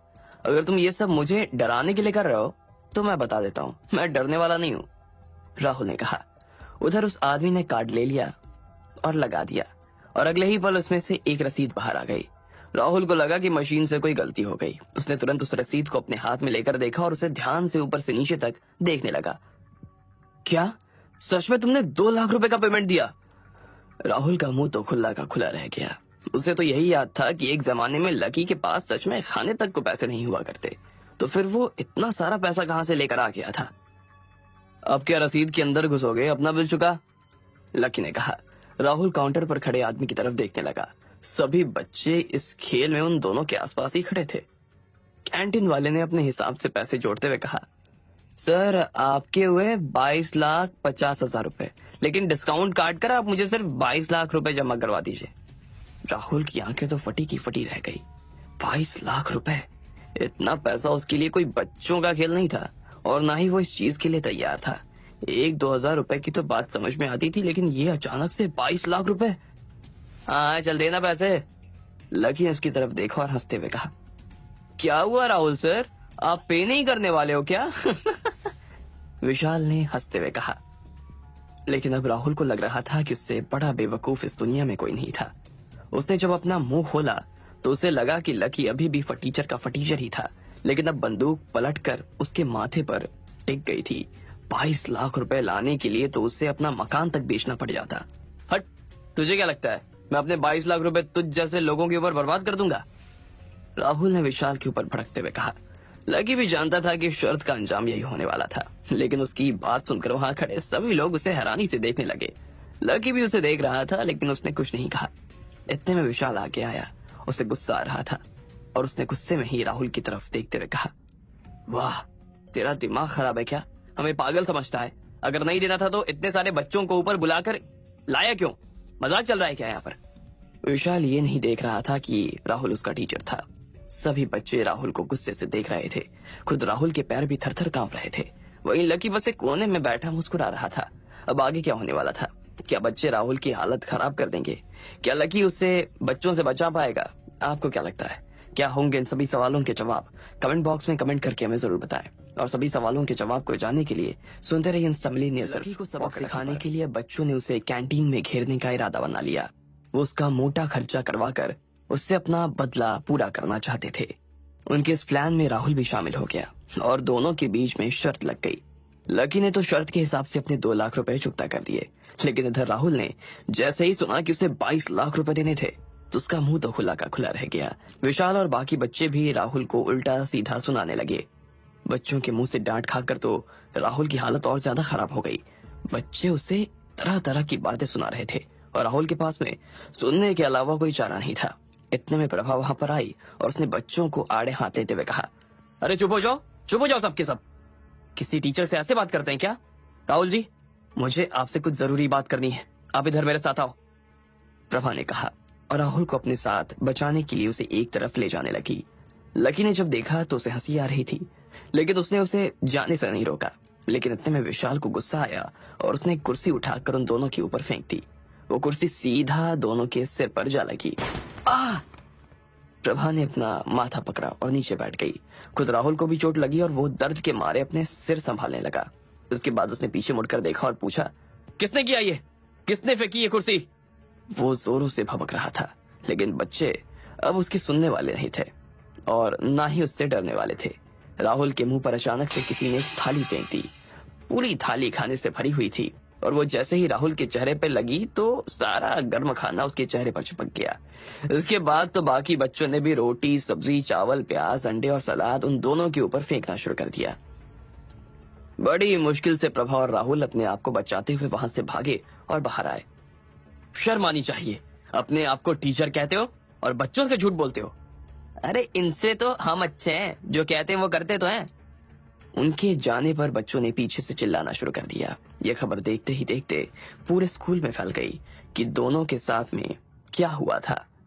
लक्ष्मण सर, कितना वाहियात आदमी है ये, इसकी वजह से आपको इतने पैसे लग गए, आपको इस बात का बुरा नहीं लग रहा? विशाल ने लकी से पूछा। तुम्हें लगता है कि मुझे इस बात का बुरा लगेगा? हाँ। लकी ने अपनी थाली में से खाना खाते हुए कहा। उसके बाद उसने उन बच्चों को देखा और कहा, तुम आराम से 3 महीने तक यहाँ आओ, लंच करो, लेकिन हाँ, अब से थोड़े पैसे बचाने की तरफ भी ध्यान देना। इसके साथ ही लकी ने अपनी थाली उठाई और हाथ धोने लगा। उसके पीछे 7-8 लड़के लड़कियां भी चल पड़े थे। विशाल उसकी बात सुनकर हैरान था। उसे ऐसा लग रहा था जैसे उसे कोई अपने से भी बड़ा आदमी मिल गया था। भाई, अब आगे क्या करना है? गुरमीत ने विशाल से घबराते हुए पूछा। पता नहीं यार, मुझे तो अब कुछ समझ ही नहीं आ रहा। विशाल ने गहरी सांस लेते हुए कहा। मुझे तो लगता है कि हमें अपने आदमियों को बुलाकर इसे सीधा पिटवा देना चाहिए। जैसा तुम्हें ठीक लगो करो, मुझे मतलब नहीं है, विशाल ने कहा। उसके मन में लकी के लिए वो पहले जैसी दुश्मनी तो नहीं रही थी, लेकिन वो लकी को अपना दोस्त भी नहीं कह सकता था। इतने में गुरमीत ने अपना फोन निकाला और अपने आदमियों को फोन करने लगा। जब उधर गुरमीत फोन लगा रहा था तब इधर राहुल का चेहरा गुस्से से लाल पीला हो चुका था। वो बुरी तरीके से भभक रहा था। वो जिस तरह से आगे पीछे घूम रहा था, उसे देखकर ऐसा लग रहा था जैसे वो पागल हो गया। इससे बड़ी शर्मिंदगी की बात उसके लिए और कुछ हो ही नहीं सकती थी। वो इस तरह से तो यहाँ नहीं रह सकता था। वो मन ही मन बस लकी को गालियां दिए जा रहा था। सभी आते जाते बच्चे उन दोनों को देख रहे थे और उनके ही बारे में बात कर रहे थे। राहुल का मन तो कर रहा था कि वो एक एक बच्चे को पीटे, लेकिन प्रभा ने उसे बीच में ही रोक दिया। अगले 2 दिनों तक पूरे स्कूल में सिर्फ राहुल और प्रभा का ही मजाक उड़ाया जा रहा था। राहुल सर, इस लकी ने हमारे साथ बहुत बुरा किया। अगर हमने उसका कुछ नहीं किया ना तो वो हमारा जीना मुश्किल कर देगा। इसलिए हमें उसे सबक सिखाने के लिए क्लास की कमजोरी को पकड़ना पड़ेगा, जल्द से जल्द, प्रभा ने राहुल से कहा। वो अपने और राहुल के फायदे की बात कर रही थी। लेकिन कैसे होगा ये? राहुल ने पूछा। सर, उसकी क्लास में एक विद्या नाम की लड़की है, वो अनुपम जी की बेटी है। हर दिन गर्ल्स हॉस्टल में जाकर वहां की लड़कियों से प्रोटेक्शन फीस के नाम पर पैसे ऐंठती है। पहले हम इस विद्या को पकड़ते हैं और फिर वो जो भी बच्चों के साथ में कर रही है ना, उसका नाम लकी पर लगा देते हैं। वैसे भी उस क्लास में बहुत दिक्कतें हैं, इसलिए अगर कुछ होता भी है तो उसकी जिम्मेदारी सीधी क्लास टीचर के ऊपर ही आएगी। ऐसे में हम लकी के हाथ बांध सकते हैं, प्रभा ने कहा। उसके चेहरे पर उसकी कुटिल मुस्कान साफ नजर आ रही थी। ठीक है, मुझे भी आपकी बात सही लग रही है। पहले तो हम उन बच्चों की तरफ देखने के बारे में सोच भी नहीं सकते थे, लेकिन अब सिचुएशन बदल गई है। सबसे पहले इस विद्या को पकड़ते हैं, लेकिन इसका उसके घर वालों को पता नहीं चलना चाहिए। उसके बाद ये सारा इल्जाम हम लकी के सिर पर लगा देंगे और देखते हैं कि लकी इससे अपने आप को कैसे बचा सकता है, राहुल ने कहा। प्रभा के पास में स्कूल में बहुत पावर थी और इसी पावर का वो इस्तेमाल करना चाहती थी। उन दोनों ने यह तय किया कि ये आज ही रात हो जाने वाला था। इधर जब स्कूल की छुट्टी खत्म होने वाली थी और एक्स्ट्रा क्लास पूरी हो जाने वाली थी तो गुरमीत के फोन पर किसी का फोन आया। वो भागता हुआ विशाल के पास आया और बोला, अभी आपके लड़के आने वाले हैं, इस लक्ष्मण सर की तो बैंड बजा देंगे, देखना। लेकिन वो लोग स्कूल के अंदर नहीं आ सकते हैं, तो फिर ये सब कैसे होगा? अरे हाँ, ये तो मैंने सोचा ही नहीं। भाई, तुझे मॉनिटर किसने बनाया? मैं बताता हूँ। तू बाहर कुछ करने के लिए जाना और थोड़ी देर वापस मत आना। मैं लक्ष्मण से कहूंगा कि तू अभी तक नहीं आया है और अंधेरा होने वाला है। ऐसे में वो तुझे ढूंढने के लिए बाहर आएगा और तब हम उसके साथ जो भी करना होगा ना, वो हम करेंगे। अरे वाह, और उस टाइम पर अगर उसके साथ कुछ हो भी जाता है तो उसकी जिम्मेदारी हमारे सिर पर तो नहीं आएगी, गुरमीत ने उछलते हुए कहा। जैसे ही क्लास खत्म हुई तो सब लोग किसी ना किसी काम से क्लास के बाहर आ गए थे। तभी इधर लकी का फोन बजा। हेलो हेलो लक्ष्मण सर, ये आपकी क्लास के बच्चे बाहर आए थे और उन्हें कुछ लोगों ने घेर लिया है, आप जल्दी बाहर आइए। वहीदा ने फोन किया। लकी को ये बात तो एक बार के लिए अजीब लगी, लेकिन अगर वहीदा ने फोन किया था तो बात सही भी हो सकती थी, इसलिए वो भागता हुआ नीचे उतरा और सीधा स्कूल के बाहर चला गया। जैसे ही वो बाहर आया तो उसने देखा कि राहुल और गुरमीत के बीच बहस हो रही थी। जैसे ही लकी वहां पहुंचा तो गुरमीत ने लकी से कहा, सर देखो ना, ये राहुल हमारी क्लास की विद्या को आज शाम को गर्ल्स हॉस्टल से पकड़ने का प्लान बना रहा था और उसकी करतूतों का इल्जाम ये हमारे सिर पर डालने वाला था। हाँ सर, राहुल जी जानने ही वाले थे कि इतने में मैंने उन्हें बुलाया और बताया कि आपकी गाड़ी का बच्चों ने शीशा तोड़ दिया है। राहुल सर भागते हुए बाहर गए और देखा कि शीशा भी टूटा हुआ है, टायर भी पंचर कर दिया, और फिर ये गुरमीत तो गाड़ी पर पेशाब भी करके भाग गया था। और फिर ये सब ऐसे ही खड़ा था जैसे इस बात का इंतजार कर रहा हो कि कोई इसे आकर पकड़ ले, गार्ड ने कहा। राहुल ने भी गुरमीत को इसीलिए पकड़ा था कि वो इसी बहाने लकी को सबक सिखा सके। ठीक है राहुल, मुझे मामला समझ में आ गया है, अब तुम जा सकते हो, मैं इससे बात कर लूंगा, लकी ने कहा। राहुल ने गुस्से में लकी को देखा और वहां से निकल गया। उसके लिए गुरमीत की यह हरकत करना सोने पर सुहागा हो गया, लेकिन वो इस चक्कर में विद्या को नहीं छोड़ना चाहता था, इसलिए वो बड़बड़ाता हुआ वहां से निकल गया। उसके जाने के बाद में लकी ने गुरमीत की तरफ देखा। गुरमीत ने इस डर से अपना सिर नीचे झुका लिया और उसे लगा कि लकी उसे बहुत भला बुरा कहने वाला था, लेकिन उसे कोई चिंता नहीं थी। अभी थोड़ी ही देर में उसके लड़के वहां आकर उसे पीट देने वाले थे। ठीक है तुम जाओ, लकी ने कहा। ये सुनते ही गुरमीत का मुंह खुला का खुला रह गया। क्या आप मुझे डांटने नहीं वाले हो? अरे मैं तुम्हें क्यों डांटूंगा, इसमें कौन सी बड़ी बात है, लकी ने कहा। उसके लिए सच में ये कोई बड़ी बात नहीं थी, उसने बहुत से लोगों को मारा था, ऐसे में उसकी नजर में ये मामला तो कुछ भी नहीं था। हाँ लेकिन आप तो टीचर हो ना? अरे हाँ, मैं तो भूल ही गया। आगे से बस एक चीज का ध्यान रखना, किसी भी आदमी की गाड़ी का शीशा तोड़ने के बाद वहां रुकना मत, भाग जाना, लकी ने हिदायत दी। गुरमीत को ऐसा लग रहा था जैसे उसे चक्कर आ रहे थे। ये आदमी कुछ तो अलग ही था, लेकिन अब उसे लकी को किसी तरह से रोककर उसे बाहर तो लाना ही था। लकी वहां से जाने को था ही कि इतने में गुरमीत ने सीधे बच्चे की तरह पूछा, यहाँ पर इतनी सारी गाड़ियां खड़ी है, आप ये नहीं पूछोगे कि मैंने राहुल सर की गाड़ी का शीशा क्यों फोड़ा? हाँ ये अच्छा सवाल है, चलो बताओ क्यों फोड़ा? क्योंकि वो लड़कियों से अच्छे से बात करता है और हम लड़कों से बदतमीजी से बात करता है। जब गुरमीत ये कह रहा था ठीक तभी लकी का फोन बज उठा। सर यहाँ गर्ल्स हॉस्टल में कुछ गड़बड़ हो गई है, ये लोग एक लड़की को लेकर प्रिंसिपल के ऑफिस जा रहे हैं। फिर से वहीदा का फोन आया। इसके बाद लकी के फोन पर प्रिंसिपल ने भी फोन किया और उसे ऑफिस बुला लिया। लकी को कुछ समझ नहीं आ रहा था कि ये सब इतना कुछ कैसे हो रहा था। लकी प्रिंसिपल के ऑफिस में जाने के लिए जैसे ही मुड़ा कि इतने में पीछे से गुरमीत ने कहा, सर आप ऐसे नहीं जा सकते। गुरमीत के मुंह से अचानक निकली ये बात लकी को ठीक नहीं लगी। गुरमीत उसे किस हद से रोकने की बात कर रहा था वो लकी को समझ में नहीं आया। मैं तुमसे बाद में मिलकर बात करूंगा, अभी मुझे जाना है, जरूरी काम है। लकी ने अपनी बात खत्म की और वहां से निकल गया। जैसे ही लकी वहां से निकला इतने में गुरमीत का फोन बजा। हाँ गुरमीत भाई आ गया हूं मैं। उसकी आवाज सुनकर गुरमीत सीधा बाहर आ गया। उसने देखा कि उसके सामने काले पठानी सूट में एक लड़का खड़ा था। अंधेरा लगभग हो चुका था, लेकिन फिर भी वो चश्मा लगाकर खड़ा था और उसके पीछे कोई 10-12 लड़के खड़े थे। कहाँ है वो आदमी जिसके बारे में तुम बता रहे थे? उस आदमी ने पूछा। वो तो चला गया, गुरमीत ने घबराते हुए कहा। चला गया? तो लाओ हमारे पैसे दो, उस आदमी ने कहा। अब पैसे तो नहीं है। जैसे ही गुरमीत ने पैसे ना होने की बात कही इतने में उस आदमी ने उसके गाल पर एक जोरदार तमाचा लगा दिया। गुरमीत स्कूल में तो बहुत बड़ी बड़ी डींग हाँकता था, ये सारे आदमी उसके हैं और उसके लिए काम करते हैं, लेकिन असल में वो भी इन्हें पैसे देकर ही बुलाता था। मुझे कहीं से भी मेरा पैसा ला के दे, उस आदमी ने गुरमीत से कहा। गुरमीत के पास भी कोई चारा बचा नहीं था, इसलिए उसने अपनी जेब से 10,000 रुपए निकाले और उस आदमी की तरफ बढ़ा दिए। अबे साले हमें भिखारी समझाए क्या, उसने कहा और फिर से गुरमीत के गाल पर एक चढ़ दिया। उधर जब गुरमीत उस आदमी के सामने खड़ा कांप रहा था तब इधर लकी भी प्रिंसिपल के ऑफिस में पहुंच गया। वहां पर ढेर सारी लड़कियां खड़ी थी, कुछ ने अपना मुंह ढका हुआ था और वो रो रही थी। वो सभी बहुत डरी सी लग रही थी और उनके चेहरे और हाथों पर लाल निशान भी हो रहे थे। लकी ने जब ये सब देखा तो उसकी भौहें तन गई।